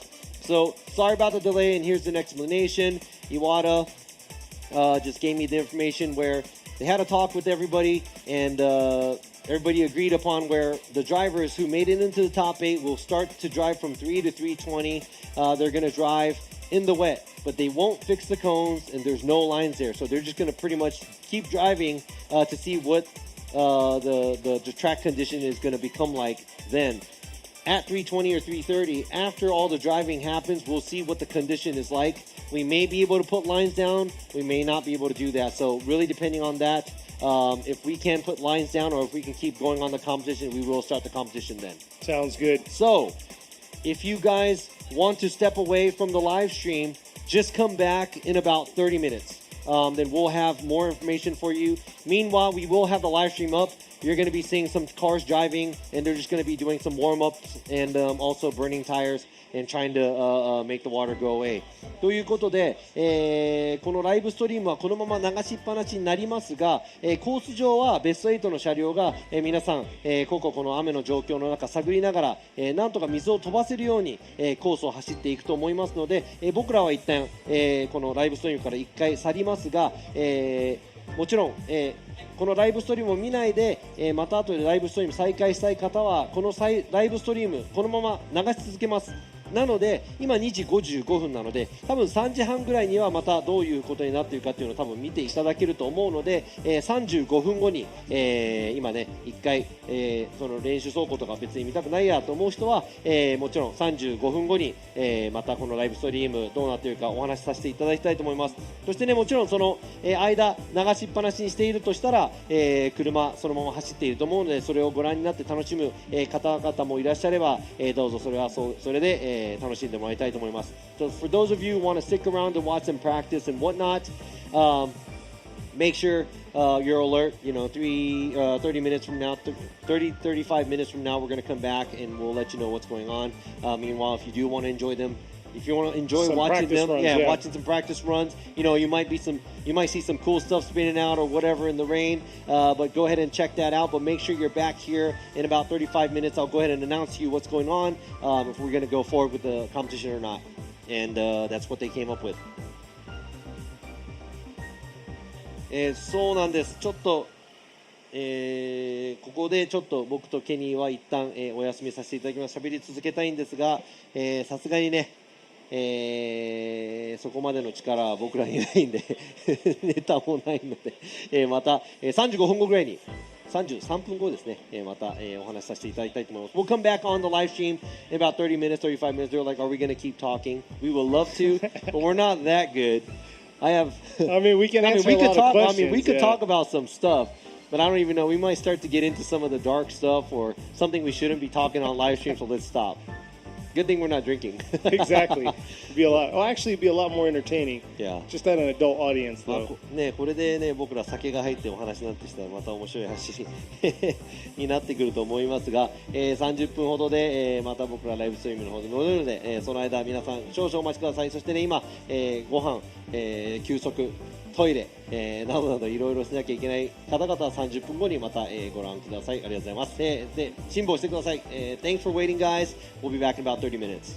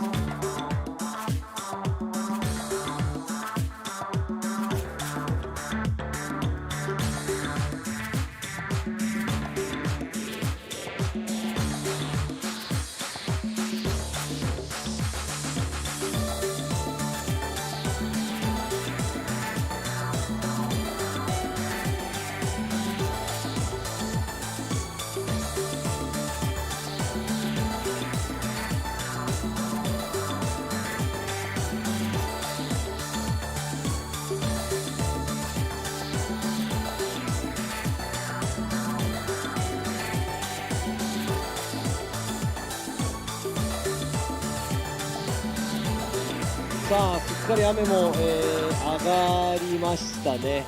ちょっとまだパラパラと降っていますが、今ねコースの、状態少し説明させていただきたいと思いますが、このまま、続行できそうです。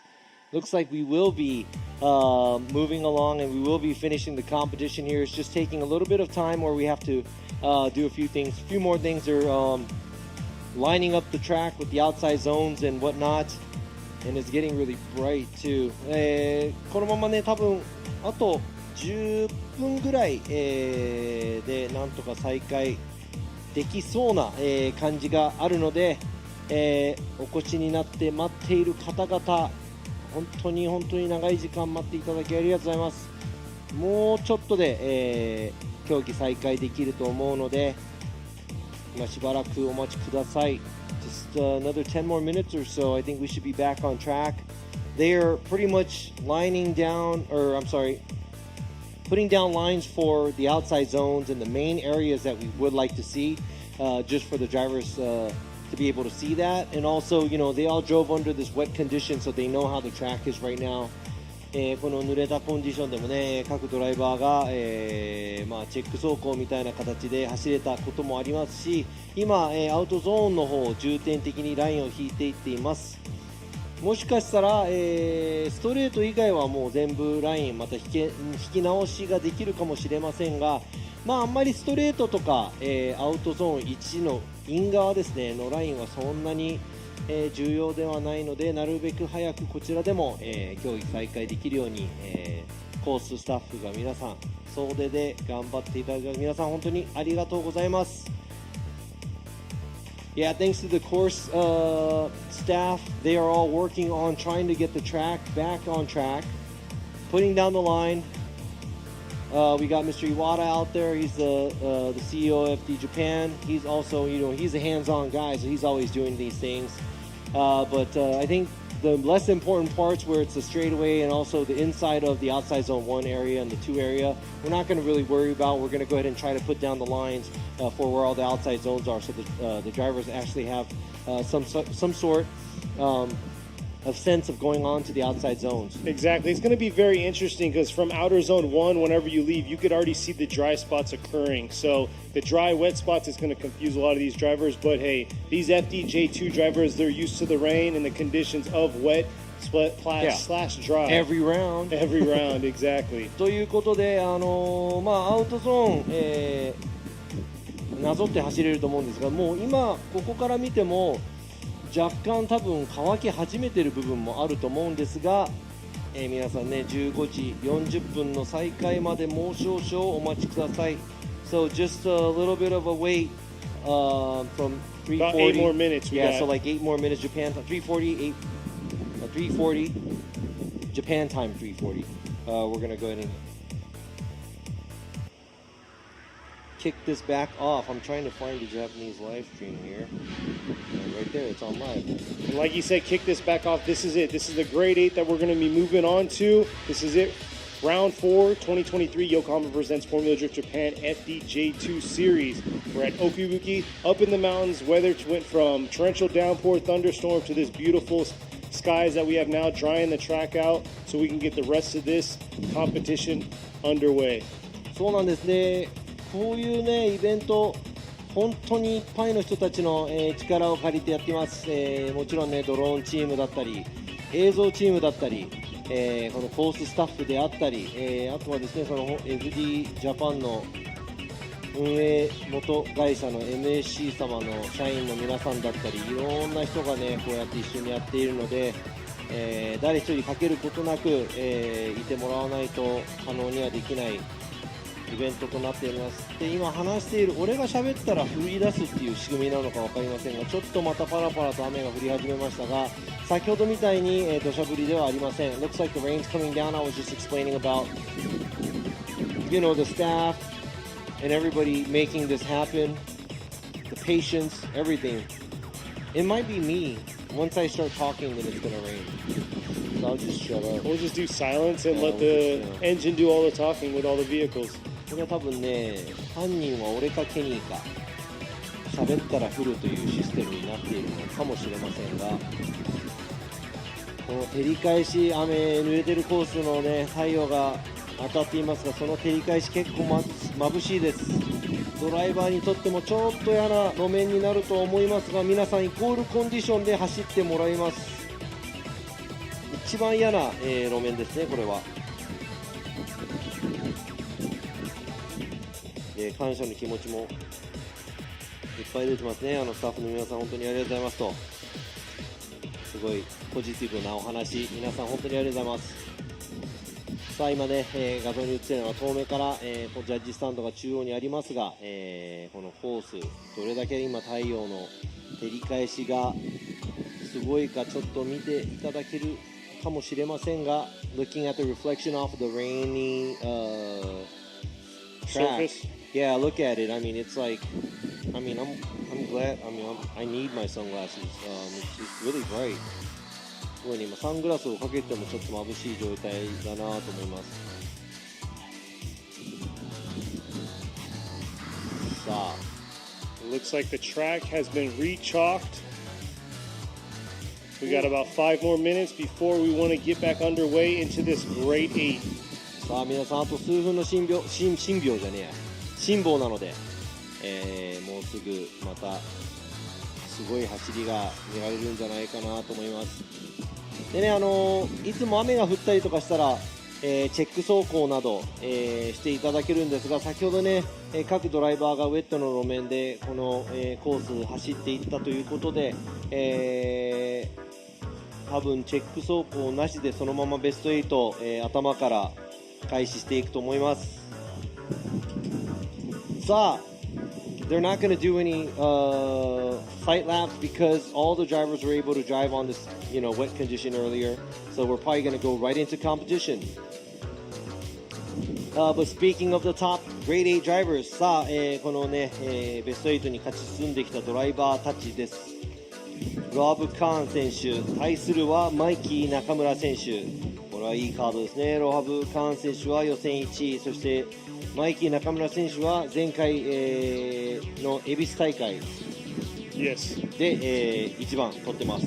So we got the first battle of the top 16 is Rohab Khan qualifying first, phenomenal job on his lead runs, versus Mikey Nakamura coming off of a win at the FD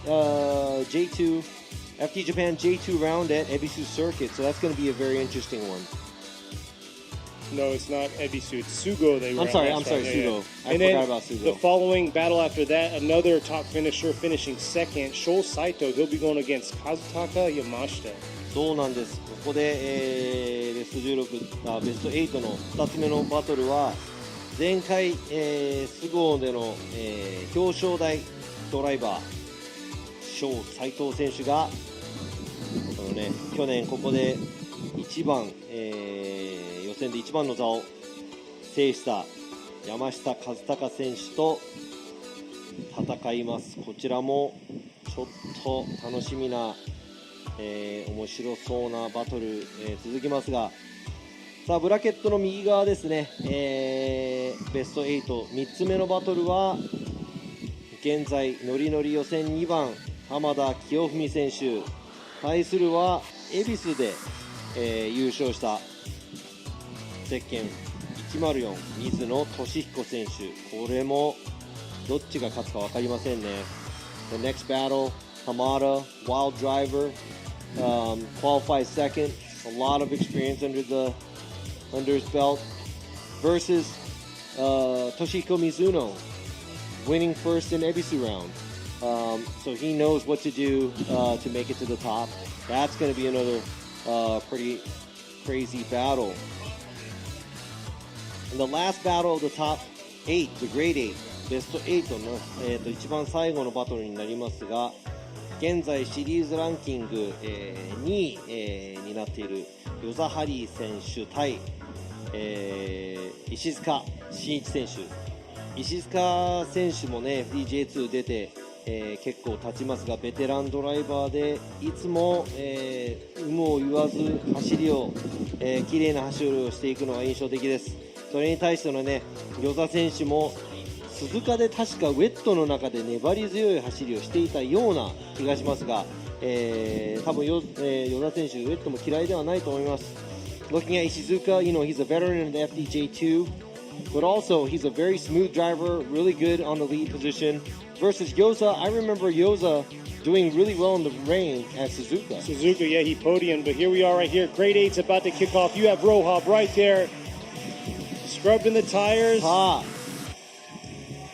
ロハブ・カーン選手がこの黄緑と白のツートンの、色でね、この用意をしていく中でこの BN スポーツのフルエアロに変えましたと言っていました。So Rohab in his brand new BN Sport full aero green and white car is ready to go versus Mikey Nakamura coming off of podiums the past couple rounds. マイキー中村選手もね、もう、FDJ2 の表彰台では常連組となっているんではないかと思いますが、You know what? These drivers done a lot of driving together at Matsuri, especially in these cars. They've done it before in these そう cars なんで here. す。この2人、もともとね、仲もいいらしくて、他の、イベントでもこの2台で一緒に走っているので、もう手の内は全部分かっていると思います。I think both the drivers know what the other driver wants. さあ、皆様本当に長らくお待たせいたしましたベスト8、FDJ2 再開していきたいと思いますが、先行はゼッケン786ロアブ・カーン選手 R Nation 対するはマイキー中村マイキー Racing with Nambe. And here it is. Look at Rohab coming in hot into this outer zone 1 in the rain. Mikey coming around, adjusting himself a little bit, taking a little bit of angle away through that outer zone 1. Rohab getting right back on it. Rocking the 1J in that S15, bringing it around into the outer zone 3, flicking it back around right here into this outer zone 4. A little slick. Mikey holding on to it right there, just hanging on into that finish. お互いつるっといって危ない瞬間ありましたが、よく耐えました。Both of the vehicles, they look like they're going to go off track, off track or something, but they both did a great job holding on. Man, I would have to say the first battle of this grade 8 in the wet, very impressive by both these drivers. 先行行くローブカーン選手アウト、いいところを通っていきます。そして後追いのマイキー中村選手、ちょっとラインが小さいですが、なんとかその差を詰めようと、カーン選手の後ろを走っていきます。ちょっと中村選手アウトゾーン1小さくなってしまいましたが、カーン選手もちょっと、スムーズな、アウトゾーン1ではありませんでした。さあこのアウトゾーン3両者ちょっとアウトまで行ききらない状態でフィニッシュラインを越えていきました。本当にね、このフラフラしていますが、フルウェット、フルドライよりこういう路面の方が一番難しいんじゃないかなと思います。今はねちょっと濡れてる方向だと思いますが、 I know this track condition is not going to make it any better and it's still a little more wetter than being patchy. But let's see what these two drivers have. Here it is, Mikey leading, Rohab in the chase, bringing it around. Rohab locking it up, bringing it in, taking a little bit of a shallower line, but able to get the bumper into that zone, swinging it back around right on his door. Oh, diving it. Oh, huge correction in that chase, but he's still here, right there on his left side, bringing it back around into Mikey. Nice flick back around, but unfortunately, a little bit too aggressive right there by Rohab in that outer zone 4. 多分今のはカーン選手もあそこまで行きたくないけど行っちゃった感じですね。That looked like Rohab didn't want to go that far, but thanks to the track condition, it happened to be like that. Now let's go ahead and check out the replay. こちらリプレイ、堂々たる、角度をつけながらマイキー中村選手が走っていきますが、ここでロハブ・カーン選手後ろで戻ってしまった。その後挽回するかのようにロハブ選手振り返してすごく近いところ、しかし、振り返した後ちょっとリアが流れすぎて、前を走る中村選手のリアにヒット、そして前もヒット、お互いダメージがどうなっているか気になりますが、最小であってくれることを祈っております。 I hope the damage on the car is the least, because it looked like Rohab over rotated and his rear actually hit Mikey's rear, and yeah, I mean there's a little bit of a stall here and there, but that tap I'm not even going to include in the call we have because Rohab already had a straightening. He already had a straightening. And here we are, Nishida going left, Fukada going left, and Imamura, all three judges going left. So Mikey Nakamura gets the win. ということはベスト8最初の戦いはマイキー中村 gets the win ということでおめでとうございます。中村選手が勝ち上がり、ロハブ・カーン選手残念ながらここで負けてしまいました。しかし、ナイスファイト、ベスト8まで勝ち上がったので次戦、期待して見ていきたいと思います。Looking forward to Rohab in the next few rounds because he did a phenomenal job at qualify. That was a great battle he put against Nakamura in this track condition. Looking forward for big things from him. Exactly. He said he was going to bang doors, and he definitely did that right at the end. It was more Unfortunately, he had like a straightening. banging wheels. Yeah, and the がっつりしたいって言ってたんですがね、ドアとドアではなくホイールとホイール当たっちゃいましたね、最後は。ですがね、その投手は、もちろん。looks like our next battle is at the line now. さあ続いてのバトルです。ベスト8、2つ目のバトル。先行、ショウサイト、プロジェクトサツ、Team SHS vs 後追いは和高山下 from Kaz Power, Wacos and K Factory. Saito's going to be in the lead in the JZX90 right here. Yamashita in the 180SX powered by VR, swinging it around into this outer zone 1, getting right back into it. Yamashita dialing in right here on the left side of Saito, bringing it into this outer zone 2 here. Not bad by the lead here. Yamashita keeping that pressure on him. Oh, but pinning himself. Too much pressure in the outer zone 3. Not able to rotate back around, but we'll have to see what happened to Saito right there in the finish. これは先行の車両が今どうなったのかを見なければいけませんが、このリプレイ、アウトゾーンギリギリ、両者いい走り、山下選手も後ろ、プレッシャーをかけながら、前を行く斉藤選手にプレッシャーをかけていきます。そしてここで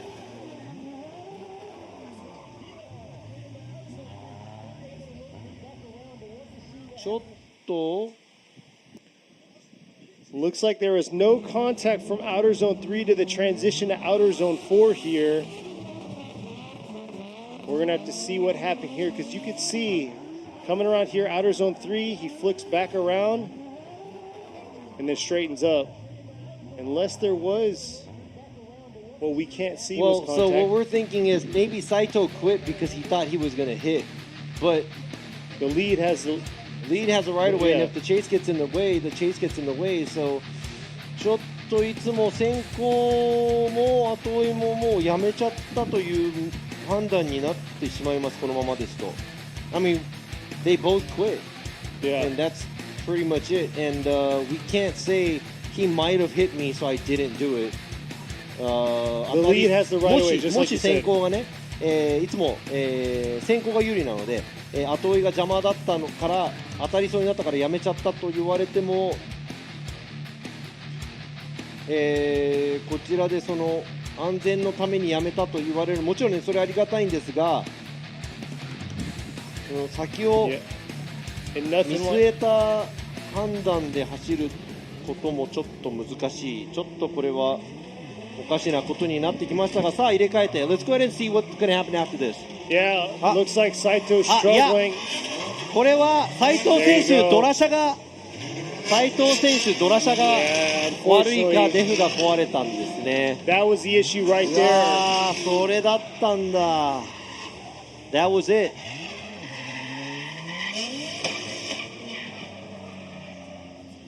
いやこれはアウトゾーン3で先行でやめてしまった斉藤選手はマシントラブルのためにやめたと、いうことになりますね。ドラ車か駆動系のトラブルに見舞われた、残念。そして山下選手はそのまま走って、いきました。危うくアウトゾーン4過ぎたあたりちょっと微妙な感じでしたが、これは Here he is, Nishida going left, Fukada going left, and Imamura right there. Kazutaka Yamashita gets the win. ということで今回の戦い制したのが山下和孝選手、おめでとうございます。本当に残念、斉藤翔選手最近ちょっと運がないのかトラブルにちょっと見舞われながら表彰台が遠のいていく部分がありますが、めげずに頑張ってほしいです。さあ続いての、戦いベスト8、3つ目のバトルは先行が浜田清文選手 GH レーシング、後追いが水野俊彦選手 Blast Luck by M&Y ガレドリ。なんだっけ Mizuno coming out right here, around in the chase. Hamada, nice job through that outer zone 1. Nice lead there. Progressing forward into this outer zone 2 right there. Swinging through outer zone 3, switching back into this outer zone 4. Not bad at all. Looks at the chase almost over-rotating into that outer zone 4, but able to hang on. ちょっと今先行行く浜田選手フィニッシュラインを越える間際がちょっと怪しい感じでしたが、それまでは、両者ともかなりいい、走り浜田選手先行でアウトラインギリギリその後そんなに遠くない場所で水野選手が見守ってプレッシャーをかけ続けます。ちょっとラインが小さくなった部分ありますがここの振り返す後危うく浜田選手戻る、このね大変な路面コンディションの中戻りそうになりましたがなんとか、クリアしたみたいです。さあ今度は入れ替えてどんな走りになるのかこの2台。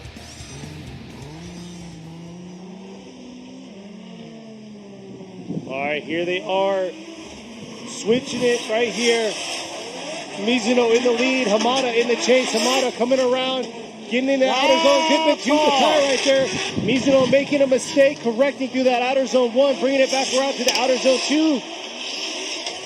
Switching back to outer zone 4 right there, dipping a tire. I saw something happen at outside zone 1.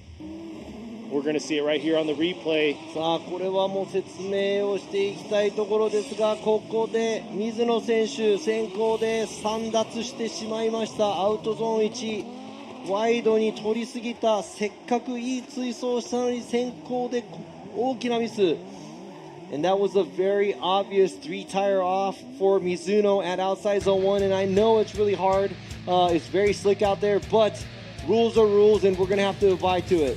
Nishida going right, Fukada going right, and there you are, Kiyofumi. Hamada gets the win, and we'll be moving on to the final 4. ということで準決勝進出ドライバー浜田清美選手おめでとうございます。大健闘の末水野選手ベスト8で残念ながら敗退となってしまいました。ちょっともったいない。さあベスト8最後の、組です。先行は与座ハリー選手 Harry's Auto with Big Kit Blocks Japan 対するは遠い石塚真一選手 Auto Garage S Cleve Sunoco Wisteria. Alright, here it is, the last battle of the Great 8 moving right here. Yoza bringing it around into this outer zone 1 here. Finding the patchy spots on this track. Ishizuka holding his way into that chase, but looks like he's getting a little pulled behind.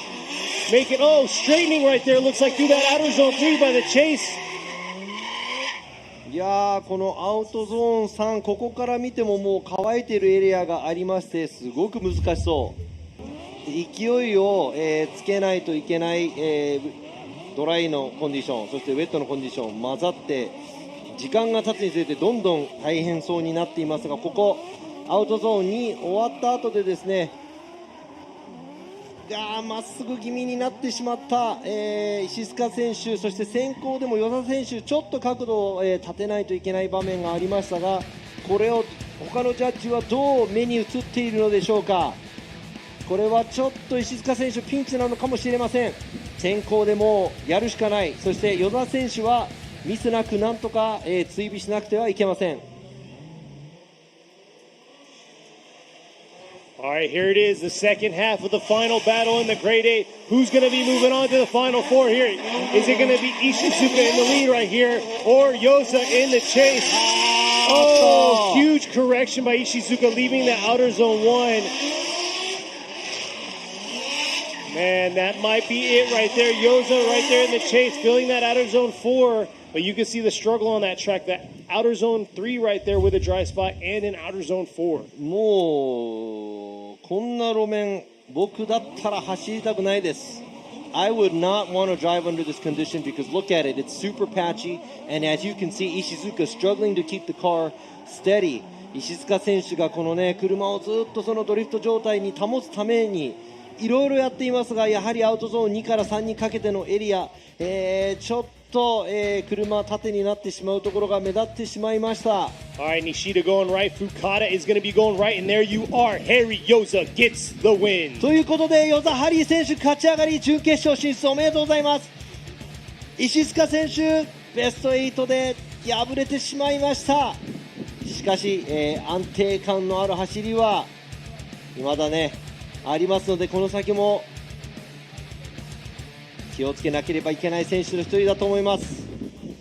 さあ、ここで準決勝のドライバーが4人で揃いました。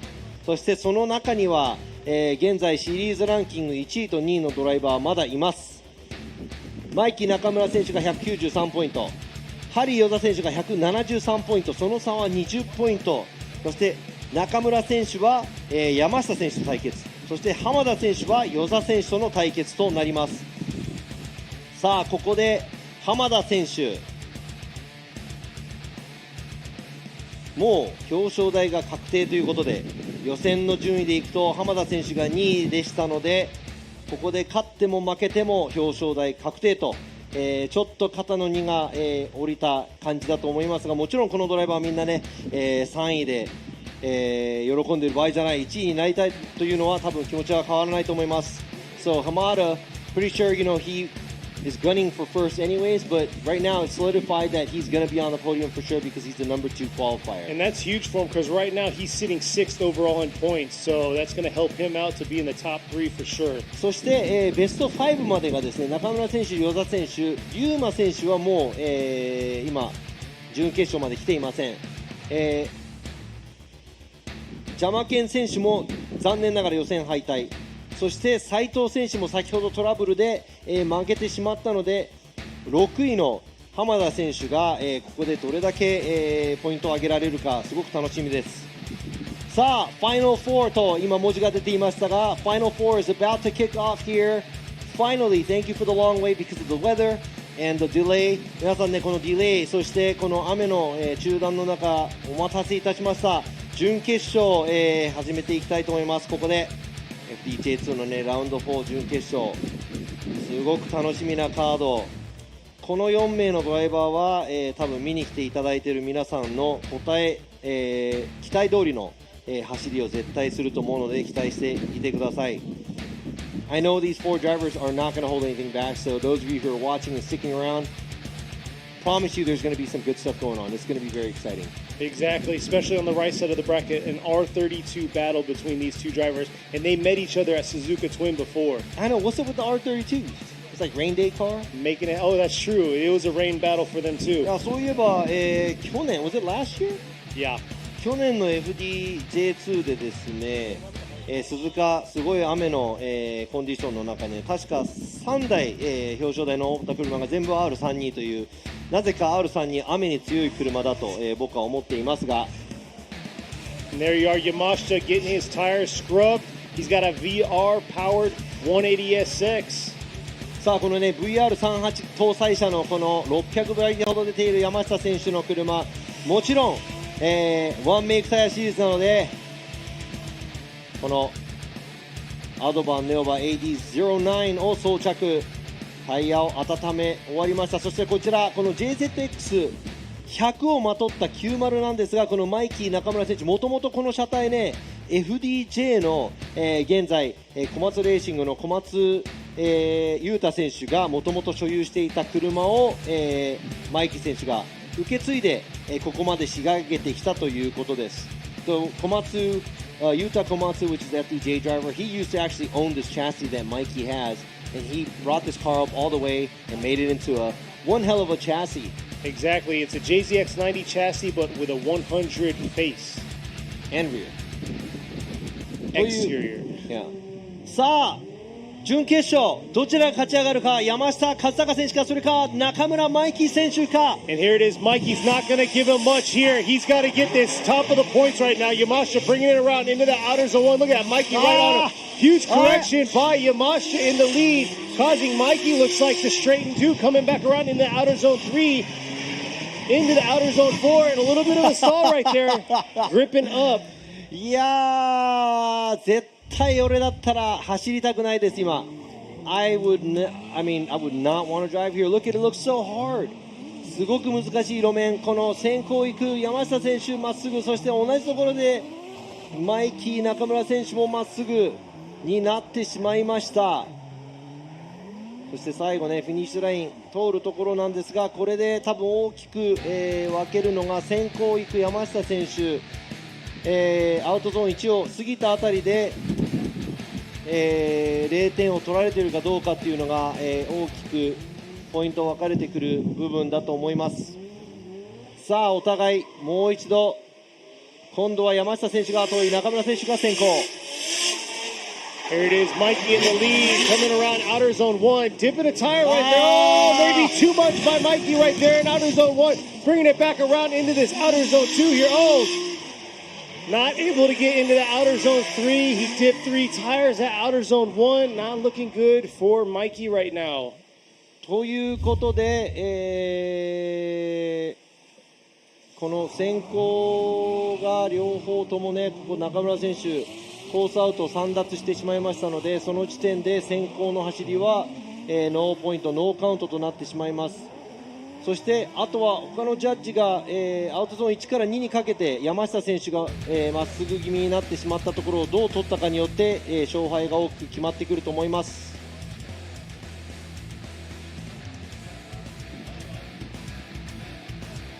We'll see here. Nishida is going to be voting for one more time. Fukada is going to be going right. Imamura is going to be going right. So there you are. Kazutaka Yamashita is going to get the win.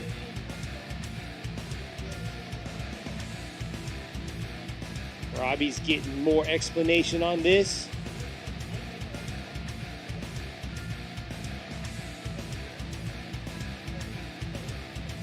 If you want to follow along, the top 16 bracket is right there on the link. ということで、勝ち上がったのは、山下勝孝選手、おめでとうございます。今のはね、僕はワンモアにしたんですが、山下選手の先行は0点を取っていないと、ノーポイントになっていない走行という見方を取ったのと、僕は両方、0点になってしまったので、先行の車両がいなくなった瞬間も後追いが関係なくなってしまうので、そちらでワンモアタイムという形になりましたが、今回山下選手が、先行でまだ、若干ドイツを続けてきたということで、勝ち上がり、ここでマイキー中村選手は敗退。さあこれで与座選手絶対勝ちたい、この間を詰めたい。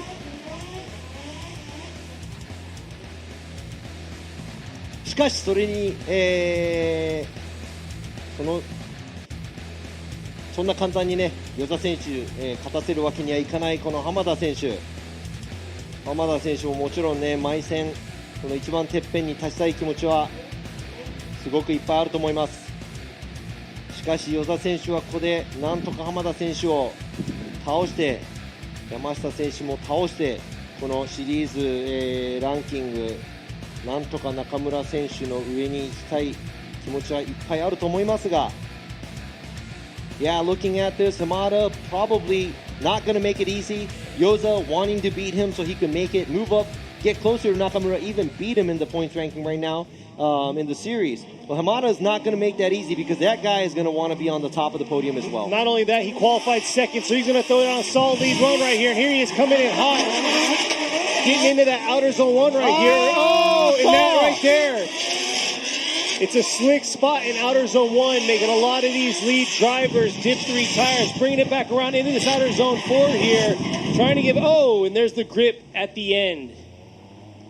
なんと浜田選手もこの路面ちょっと苦戦をしてしまいました。アウトゾーン1外に飛び出しすぎてしまって3奪、そして戻り、これは先行ではもう浜田選手やってはいけない大きなミス。Hamada, huge mistake in the lead position at the outside zone 1. 3 tires off and also straightening. Pretty much that's an incomplete from the lead car. Now, we're going to have to see if Yoza could drive this track without making a correction. Exactly. Hopefully the spotters are telling them that first part of outer zone 1 is very dangerous right now. さあこれでね、スポッター、とかがいればどういう話をしているのかすごく楽しみなんですが、ここで與座選手はなんとかもう一周走り切らないといけない。対する浜田選手はもう後がないから猛追尾をするのみ。Alright, here it is, the R32 battle right here on the right side of the bracket. Oh! Look at the contact right there. Hamada very aggressive right from the start. Yoza ripping back into it. Looks like in anger. What contact? That was some crazy contact we just saw in front of the judges' stand by Hamada. Parts everywhere scattered all right before that outer zone 1. いや今アウトゾーン1に入るところでですね、このイニシエーションのあたりちょっとペースがお互い合わなかったのか、浜田選手與座選手の後ろにちょっと突っ込んでいってしまいました。もう浜田選手はね、もう1本目で失敗をしているので猛追尾をするためのちょっと行き過ぎちゃったかなというところ。そして與座選手はそのまま走り切りました。Yoza making the lap. Hamada knowing that he's sitting on an incomplete, he probably just did his everything where he just wanted to stick it. And the pace didn't match. And I'm not going to say that Yoza slowed down or anything. That's just what it is. You know, on the run up, the lead car has a right of way. The track condition is, you know, obviously crap. So yeah, you're just gonna have to do the best to stick it. Exactly, and like you were talking about the run up right there, the start of outer zone 1, we said it before they even started that run. It's a very dangerous spot, so Yoza might have got chimed in by his spotter saying, hey, watch out for that first zone, don't come in too crazy high. そうなんです。多分ね、今起こったのが思った以上に浜田選手がね、ストレートで與座選手もっと行くと思っていたんですが、多分與座選手も、スポッターなどからね、もう1コーナーちょっと危ないから冷静に行こうという、現れなのか、そういう感じの走りでした。So here we are awaiting the official call to pop up on the screen between these two R32. Right now, Yoza sitting in second in points. 20 points behind, and here we are. Nishida is going to be going left. Fukada going left, and Imamura also going left. Harry Yoza gets the win.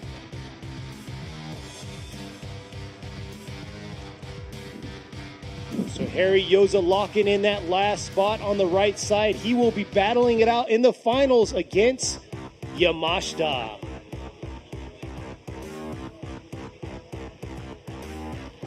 There he is heading back to his pits now, making sure his car is squared away for this final battle that he's going to have out here. What a day it's been. We've seen beautiful weather, rain, and here we are to the patchy track conditions that we're dealing with now. いやー、これはまあドライのまんまいてくれれば万々歳だったんですがI wish it was just dry and everything went well, but this kind of messed everything up with the wet and everything. But you know what? That's nature. Can't do anything about it. ね、この天候の変更というのはなんともね、できないんですが、ここでね、浜田選手もちょっと行き過ぎちゃった。そして與座ハリー選手が勝ち上がり。Yeah, and this is huge. But till then, we're gonna take a break real quick. We're not. It says no commercial. Just kidding. Sorry, no he was commercial. just reading. 今ね、カンペをケニーが見て CM が出たから CM に行こうとしましたが CM なしって書いてありましたんでね。頑張って日本語覚えてくれたまえケニー。I just saw CM and then I was like, oh, okay. Yeah, so hey, Kenny saw CM. That means commercial in Japanese. They showed us the flip, but it says Kenny we're not thought it going says to no commercial in Japanese, hey, and leave me he alone. thought, hey, you know what? But that's cool. That's some cool stuff you see behind the scenes. This is what's cool about the whole, you know, mix up in the everything with, you know, the language barrier and everything, you know. There's a lot that goes on, yeah. Yeah, so here we are. Looks like the track workers squared away outer zone 1. They're doing one last check of the track, and we're going to be moving on. This is it, the finals here of the 2023 FDJ2 Round 4 here at OKUIBUKI Motor Park. そうなんです、そうなんです。ちょっとね、ライブストリームの方でもね、ちょっとやりすぎたかなっていう人もいれば、多分ね、やっぱり、まあでも前もちょっと、減速しすぎたんじゃないかなっていう部分はありますが、まあ、振り出しに関しては、まあ、お互いいろんなやり方がありまして、でドリフトっていう競技っていうのはやっぱり、このジャッジがまあ、決めていく結果が出ていってしまうね、世界でもあまり例を見ない、モータースポーツなのでね、こちらでももうできる限りその状況証拠で、動かなきゃいけないという部分がね、もしかしたらこうなったとか、この人は多分こうだったっていう、感じではやはり、こちらで、ね、判断できないんで、そこら辺もご了承していただきたいと思います。頑張ってますよ、僕らも。Hey, we're trying our best, but just an explanation, you know. Some people may say, hey, you know, the lead got a little, you know, he kind of checked up a little bit at initiation, but the chase went a little too hot. But you know what? You know, we have to base ourselves off of what we see, and we're almost like investigators investigating, you know, evidence that we see on the track, and we're doing the best as we can. And some of you may not agree, and that's just the way it is. You know, it's A, B, or one more time, and some of you may not agree, but we try our best on doing that. But right now, it happened in initiation. Some people may think like, you know, oh, you know, he slowed down, but you know, he was just being careful. You know, he had to lay down. This is something important. You have to lay down a clean run, and just going in and throwing yourself out to outside zone 1 is not going to help anything, and you're just going to spin out or go off course. Being careful could look like you're, you know, taking it too easy, but you know what? Sometimes you got to do that, especially with the track condition like this. やっぱね、こういう路面コンディションですと、やはりその一か八かでこう投げるっていうこともね、すごく難しくなってるんでね、やっぱりこの気をつけながら走らなきゃいけないっていうのはちょっと消極的には見えがちなのかなと思いますが、やはりね、そういうのも、作戦の一つなので、ね、気をつけて走るっていうのもすごく、重要な。まあ僕らね、ファン、見ている側からしてみたらもうみんなもう 150% で走ってバンバン、来てもらいたいというのは もちろんあると思うんですが、 Obviously, you know, us guys, we ain't got to worry about fixing cars or getting ready. We want all the drivers to drive at 150%, no matter if their roof blows off or their tires fly off. I don't care, you know, and that's exciting. But for these guys, you know, sometimes, you know, tactics does matter. And, you know, if it's not something done intentionally, I mean, why not? You know, it's just the way it is. Exactly. I mean, it happens in any kind of motorsport. Exactly. Like you said, it's motorsports. Just like Sho Saito, unfortunately, he suffered some mechanical issues right there, getting knocked out. And that was all by, you know, like you said, going hard, 110% every single time. そうなんですね。やっぱりね、その車を作っている側、チーム側もそうなんですが、やはりね、セットアップ、グリップを増やしていこう。そしたら、やっぱり車がどんどん脆くなっていく、まあ、駆動系が傷んじゃう。今回もね、残念ながらも、駆動系のトラブルであろうと、思いますが、斉藤選手もそこで、本領発揮できない、部分がありました。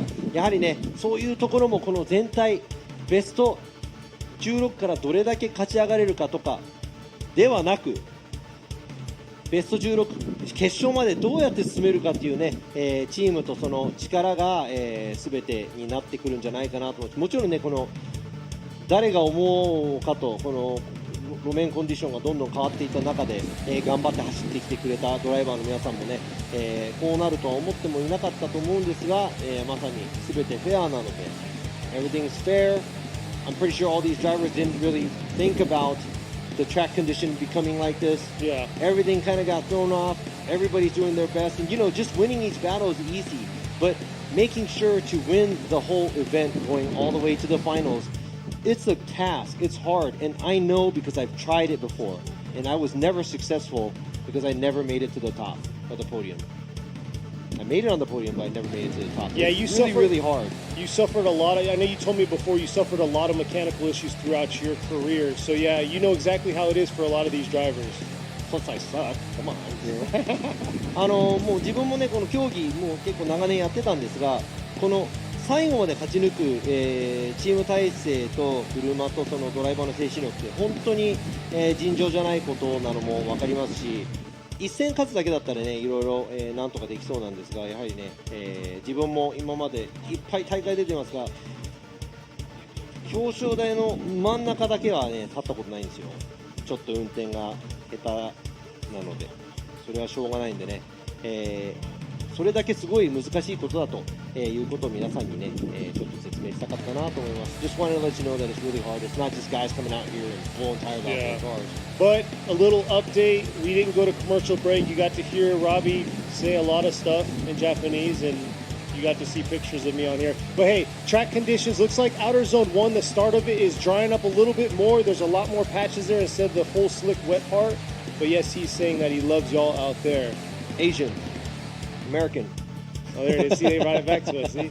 But yeah, it looks like we are about to start this off. We haven't seen the cars get into the burnout box yet. We haven't heard any engines roar. But there you go, the overview, current conditions of the track. Yeah, it looks pretty. It's getting pretty dry except that little patch right before outside zone 1.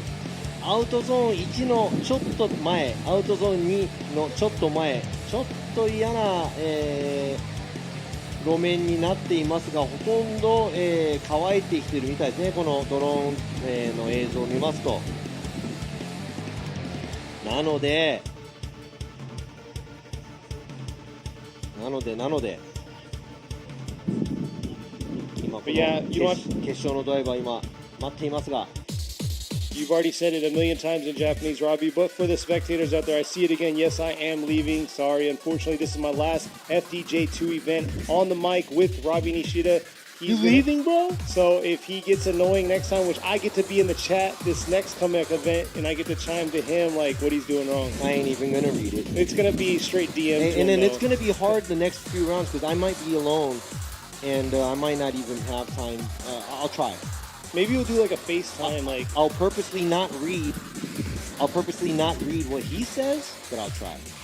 何度も言うようですけどね、ケニーが、今回 FDJ2 最後となりますが一緒にアナウンスしてきて、多分ねアメリカからこの FDJ2、3そして FDJ のFDJ は岡山、ラウンド一緒に参加しますが FDJ2、3、この先のラウンドですね、多分こうやってチャットに入ってきてこういろいろと文句を言ってくると思いますが、必ず彼の、コメントだけは僕は絶対読みません。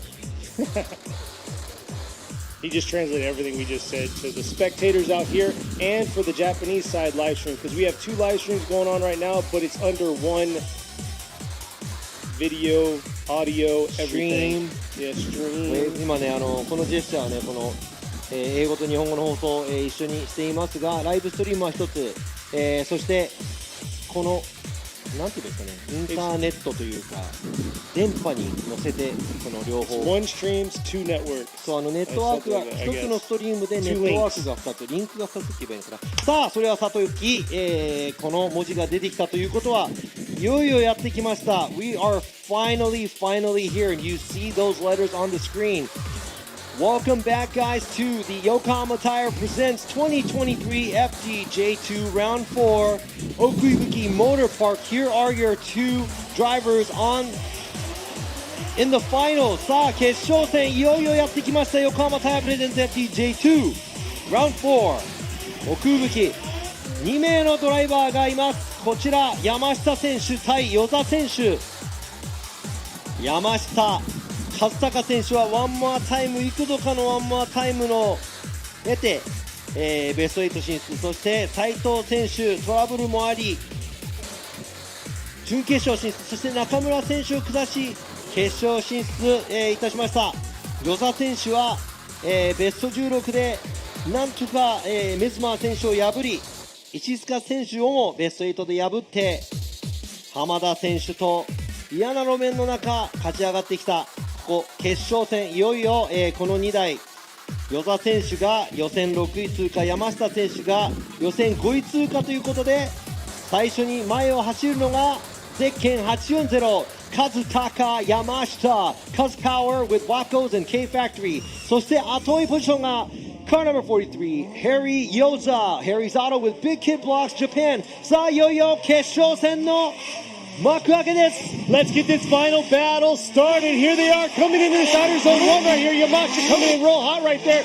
Oh, maybe too hot by the lead. Coming back around, Yoza adjusting himself into this pocket behind Yamashita through outer zone 3 into this outer zone 4. Oh, was it too much right there by Yoza?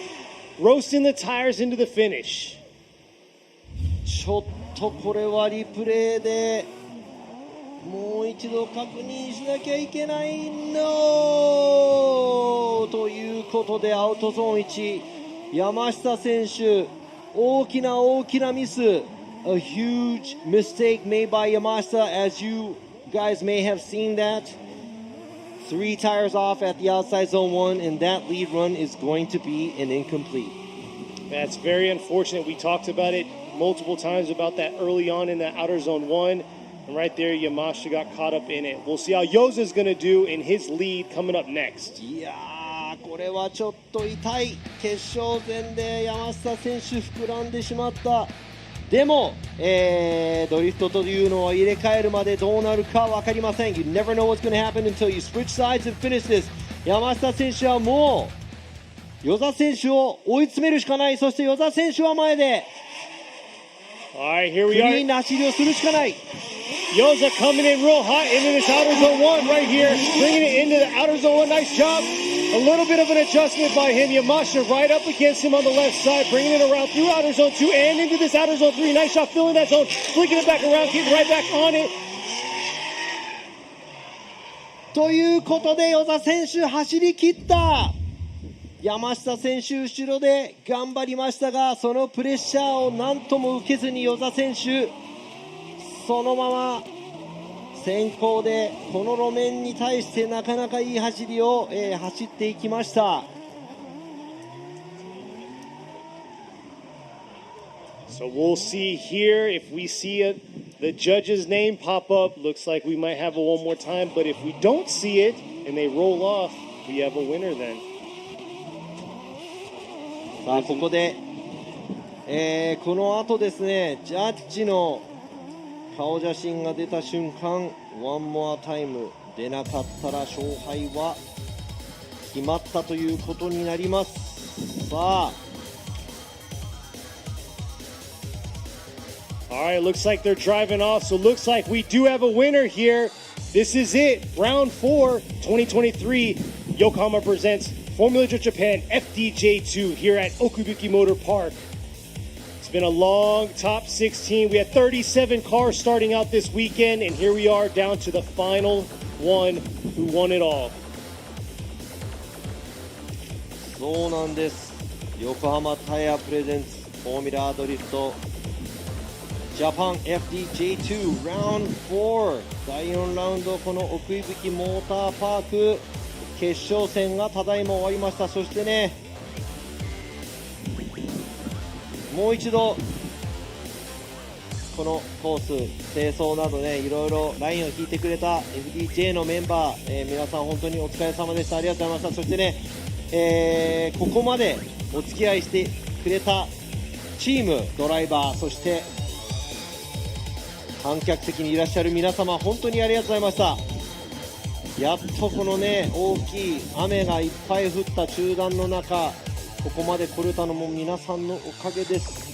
Thank you to all drivers, teams that stayed behind. Also, those of you who stayed behind here in the rain waiting for the delay to stop. And also the FDJ guys that were out there doing everything. Thank you so much. We are finally here. I'm just happy that we made it through today because at one point we were talking about canceling, and thank God we didn't, you know. ね、ある、一時期ちょっとキャンセルになっちゃうのかもしれないという、話もちょっと出てきた中で、本当にこのイベント今回この最後まで乗り切れたということは心から自分も感謝しております。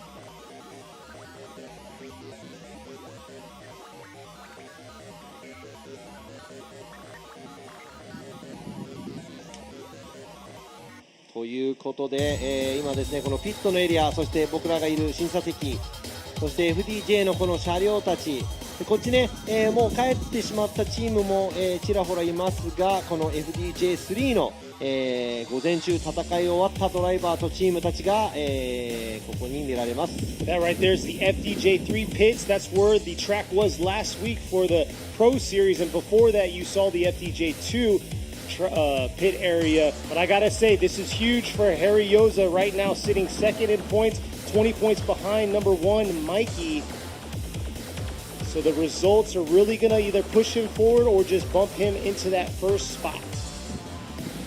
そうなんです。そしてね、チャットにも出てますが、本当に、水野選手が走るたびに漢字で出る鷲倉温泉が僕読めないというのが本当に申し訳ないので、鷲倉温泉の皆様、水野選手のチームの皆様、本当にごめんなさい。勉強します。Mizuno's team, it has Washikura Onsen in English, but on the screen it says it in kanji, and I can't read it. And every time his name pops up, I have trouble reading it. Really sorry about that. I will try to do better. ということでね、Washikura Onsenに皆さん行きましょう。ちょっと PR する時間いただきました。So whenever you're in the area, go to Washikura Onsen. It's the hot springs. Kenny and I can't go because we have tattoos. Unfortunately, but here they are. Looks like you see Yamashita right there on the top right of the screen coming down into the front of the judges stand so we can make this announcement on who won that final battle, and you can see the top 3 of today's round. さあこのラウンドのねベスト3が今ねジャッジ席の方、に向かってきています。ここで、僕ら新たに、3-1-2と、アナウンスしていきたいと思います。さあもう裸、裸のフェンダーがない状態の浜田選手、そして今走り終えたばかりの與座選手、そして山下選手と並んで、いただきました。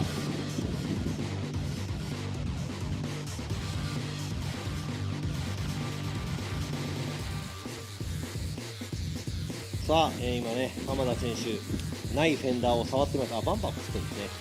そこにフェンダーはありません。裸の王様ではないんで、頭がいい人が見えるフェンダーではないです。フェンダーなくなっちゃいましたね。Yeah, he looked like he was looking at the fender, but you know that's not a clear fender. It's just gone. I just wanted to remind him that there's no fender there. さあ、映像にはこの3名後ろから、眺めていますが。もちろんね、毎回恒例となりますが3位の方、からアナウンスしていきたいと思います。Let's go ahead and congratulate the third place podium winner of this round. All right, here it is, and you saw earlier on, he battled it out tough, tore the car up, put it all out there on the course, and here he is in the GH Racing R32 Skyline number 115, Kiyofumi Hamada getting third today in round 4. さあこのラウンド4、見事3位表彰台、浜田清文選手です。まあね、車がちょっともう見ての通り、ボロボロになってしまいましたが、そのぐらい熱いバトルを繰り広げてもらいました。本当にお疲れ様でした。さあもちろん3位、アナウンスしたところで、続いては今回のラウンド優勝ドライバーのアナウンスをしていきたいと思います。Let me go ahead and read off the winner of this round. さあ皆様お待たせしました。長い一日本当にお疲れ様でした。We are here at the Yokohama Tire presents Formula Drift Japan FDJ2 Round 4 OKUIBUKI Motor Park. The winner of this round goes to driving the Harry's Auto with Big Kid Blocks Japan R32 Skyline car number 43, Harry Yoza gets the win. おめでとうございます。優勝ドライバー与座ハリー選手、おめでとうございます。ちょっと決勝では、先行ではなかなかの走り、しかし、相手の山下選手ミスを犯してしまいましたが、見事、優勝を、もぎ取りました。長い道のりでしたが、このコンディションが変わる中、見事与座選手が優勝、おめでとうございます。And fighting hard all day, getting second out here in the Cospower Waco's K Factory 180SX number 840, Kazutaka Yamashita. そして準優勝はゼッケン840山下和孝選手、おめでとうございます。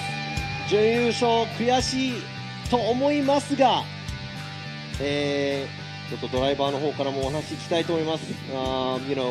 Getting, second place, the runner-up always hurts too, but I'd like to see what these drivers have to say. さあ見事優勝した與座選手、これでシリーズランキングも変動があるかもしれませんが、今日の、このコース走ってみて今の感想を一言お願いします。シンプルに本当に嬉しいです。雨が止んでくれて本当に良かったです。ちょっと今自分が思ってたより短かったんですが今の感想で優勝した感想をどうぞ。はい、そうですね、今回も、前回と前々回ちょっと悔しい思いの、があった続けだったので、本当に今日はみんなで勝ちに行くっていう目標の中で本当にここまで、来れてよかったです。で、いつもスポンサーしてもらってる方とかにまた、いい報告ができるので本当に嬉しいです。So Yoza saying that the rain is gone and he's happy and he's glad. I said talk about winning. And he said he's glad because the past few rounds he wasn't able to perform as much as he wanted to, and it didn't go the way he wanted to. But this time, him and his team made sure that the goal was to make it all the way to the top, and he was able to land the top spot here. So he said, he's really happy that he could go back to his sponsors and supporters and give them the good news here. ということでね、與座選手が、見事今回てっぺんに、立てましたが、そのすぐ、決勝戦で、なんとかねちょっと悔しい、思いがあると思いますが、山下選手、今日振り返ってみて一言お願いします。ちょっと終始微妙な走りばっかりでちょっとバシッとした走りを決めれなくてちょっと悔しい、ちょっと出し切れてない走りやったんで、自分の中でも、ここに立ててるだけでも、すごいかなと思っております。で、ワンメイクなんで雨が降ろうがハーフになろうが全員イコールコンディションなんで、そこが面白いところで、この天候が凄まじく変わる中、スタッフの皆さんのおかげで、なんとか途中中止かなっていう判断もあったんですけど、なんとかスタッフのおかげで最後までやっぱり走り切ることができたのをまず感謝いたします。ありがとうございます。で、ちょっと前回も出てなくてポイントもちょっと低かったんで、今日はなるべくちょっと少しでも上に行こうと思って頑張ってたんですけど、ちょっと走りがちょっと自分でも納得できてないんで、もうちょっと修行してきます。お疲れ様でした。ありがとうございました。So he said, he is not pleased with how he got here because of his driving. He didn't say he was able to perform as well as he thought he could have, and he said he has to work a little more on that, but he's just really glad that he's in this position right now, so he has nothing else to say. He also likes to thank the staff for working really hard for us to be able to get back on track, and also not canceling out and making it happen. So he's really glad that we were able to do that. And also, he did miss the last round and he couldn't make it, so he is low in the point standing, but his goal was to try to get on top as much as possible to gain as much points. And he said he's not happy with the journey he came up to here right now, but he said he's going to try his best and work harder for the next round. ということで山下選手、見事表彰台ということでね、やっぱりね、道のりはどうであれ、もう表彰台は表彰台なんで、それはね、喜んで、持って帰ってもらいたいと思います。Win's a win, and getting onto the podium is getting onto the podium. So hopefully he can, be happy on this position and taking it back. さあ、お待たせしました。マイクを持たせたら、そういう感じではないですね。3位、見事表彰台に上り、詰めました浜田選手から、今日もちろんちょっとね接触もあり、雨もあり、いろいろありましたが、予選も2位でした。結構調子がいいんじゃないかなと思いますが、ここで3位、どんな気持ちでしょう？皆さんお疲れ様でした。本当雨が降ったりひどい天気の中でも皆さんに熱い走りが見せれたかなと思いましたが、最後はやっぱちょっと路面の状況を自分がチェックしきれなかったっていうのが敗因につながったのかなと思います。本当にお足元の悪い中、皆さん最後までいてくれてありがとうございました。これからもよろしくお願いします。ということでもうね、浜田選手にマイクを向ければもうポジティブなことしか出てこないんでね、気持ちいいんですが、he said, thanks guys for everything, for keeping us on track, and he tried his hardest, but he went a little too far. He didn't, watch the track as much, so he went a little too hard for the way the condition was on the track. But you know what? He said, under this condition, thank you to everybody, and thank you for everybody who stayed around, even though, the hard wet was here, or it got super wet, and it got flooded, but a lot of these spectators stayed around and stuck around. So he said, really thank you. And yeah, very enthusiastic driver, a very positive driver. さあ、こちらですね、審査席前でこのトップ3のドライバーたちが、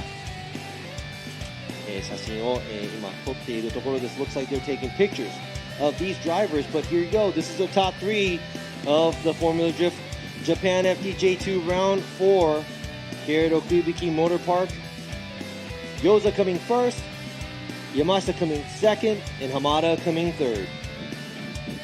Congrats to all 3 of these drivers. Classic cars right here in front of us. いやでね、今ね、ドライバーの方々からも、いろいろ出てきたんですがね、この運営側のスタッフの方もね、自分が言うのもなんですけど、すごくみんな、頑張ってこのキャンセルにならないように、コース清掃したりとかですね、やっていただいたので、本当にこのラウンド、無事に終わられてよかったと思っております。Really happy, and I hate repeating myself so many times, but how thankful I am with the track staff and everybody making the right decision to come up here, so we were able to complete this round, and it was just, a lot of gratefulness here. ということで、そろそろライブストリームで雨あり、中断あり、激しいドリフトあり、という楽しいイベントでした。ちょっと疲れましたが、すごく楽しんでいただけたかなと思いますが、皆さんどうだったでしょう？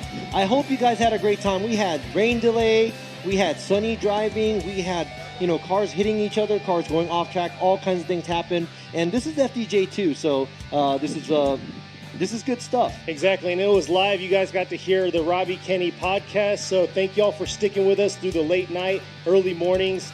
I mean, I got to say thank you to the fans. I always say it every single time. Appreciative of you, especially the comments that I just saw you guys put in there. Thank you all out there.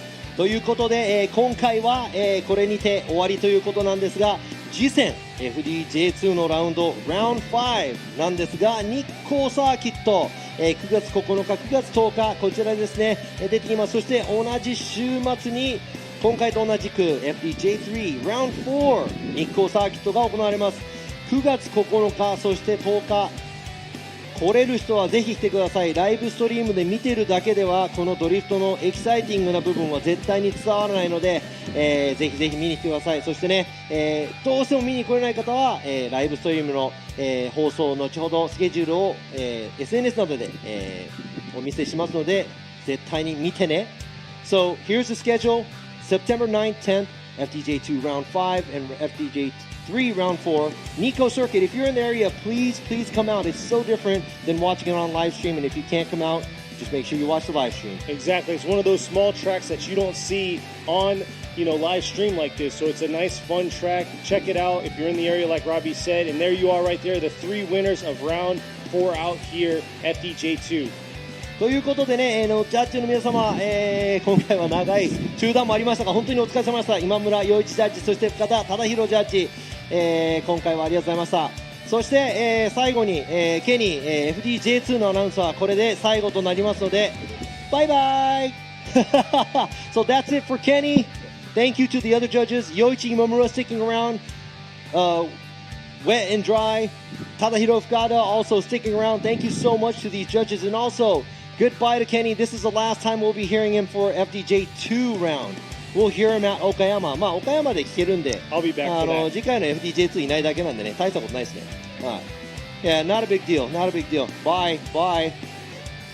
ということで寂しくなってしまいますが、涙が出てくる前にこれにて終了。皆さん本当にありがとうございました。お疲れ様でした。ドライバーの皆様お疲れ様でした。帰り道も気をつけてお帰りください。Everybody, safe journey home and go to bed, go to work, do whatever you got to do. Thank you very much for watching. Peace out.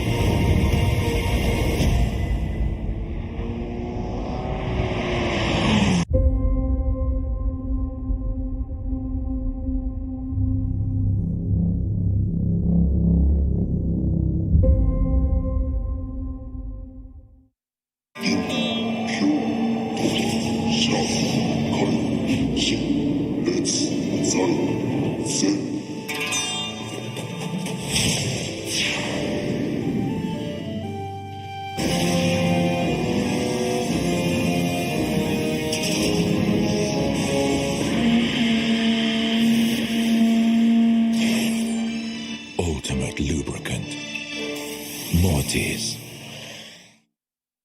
What's up, guys? It's Fredo Galspo, and I use RSR suspension on all my drift cars. I love RSR.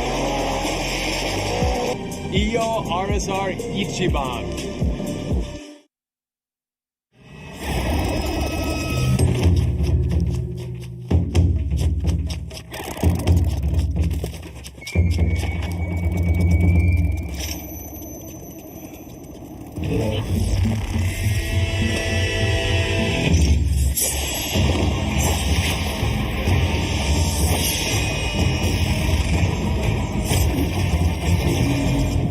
Made in Japan.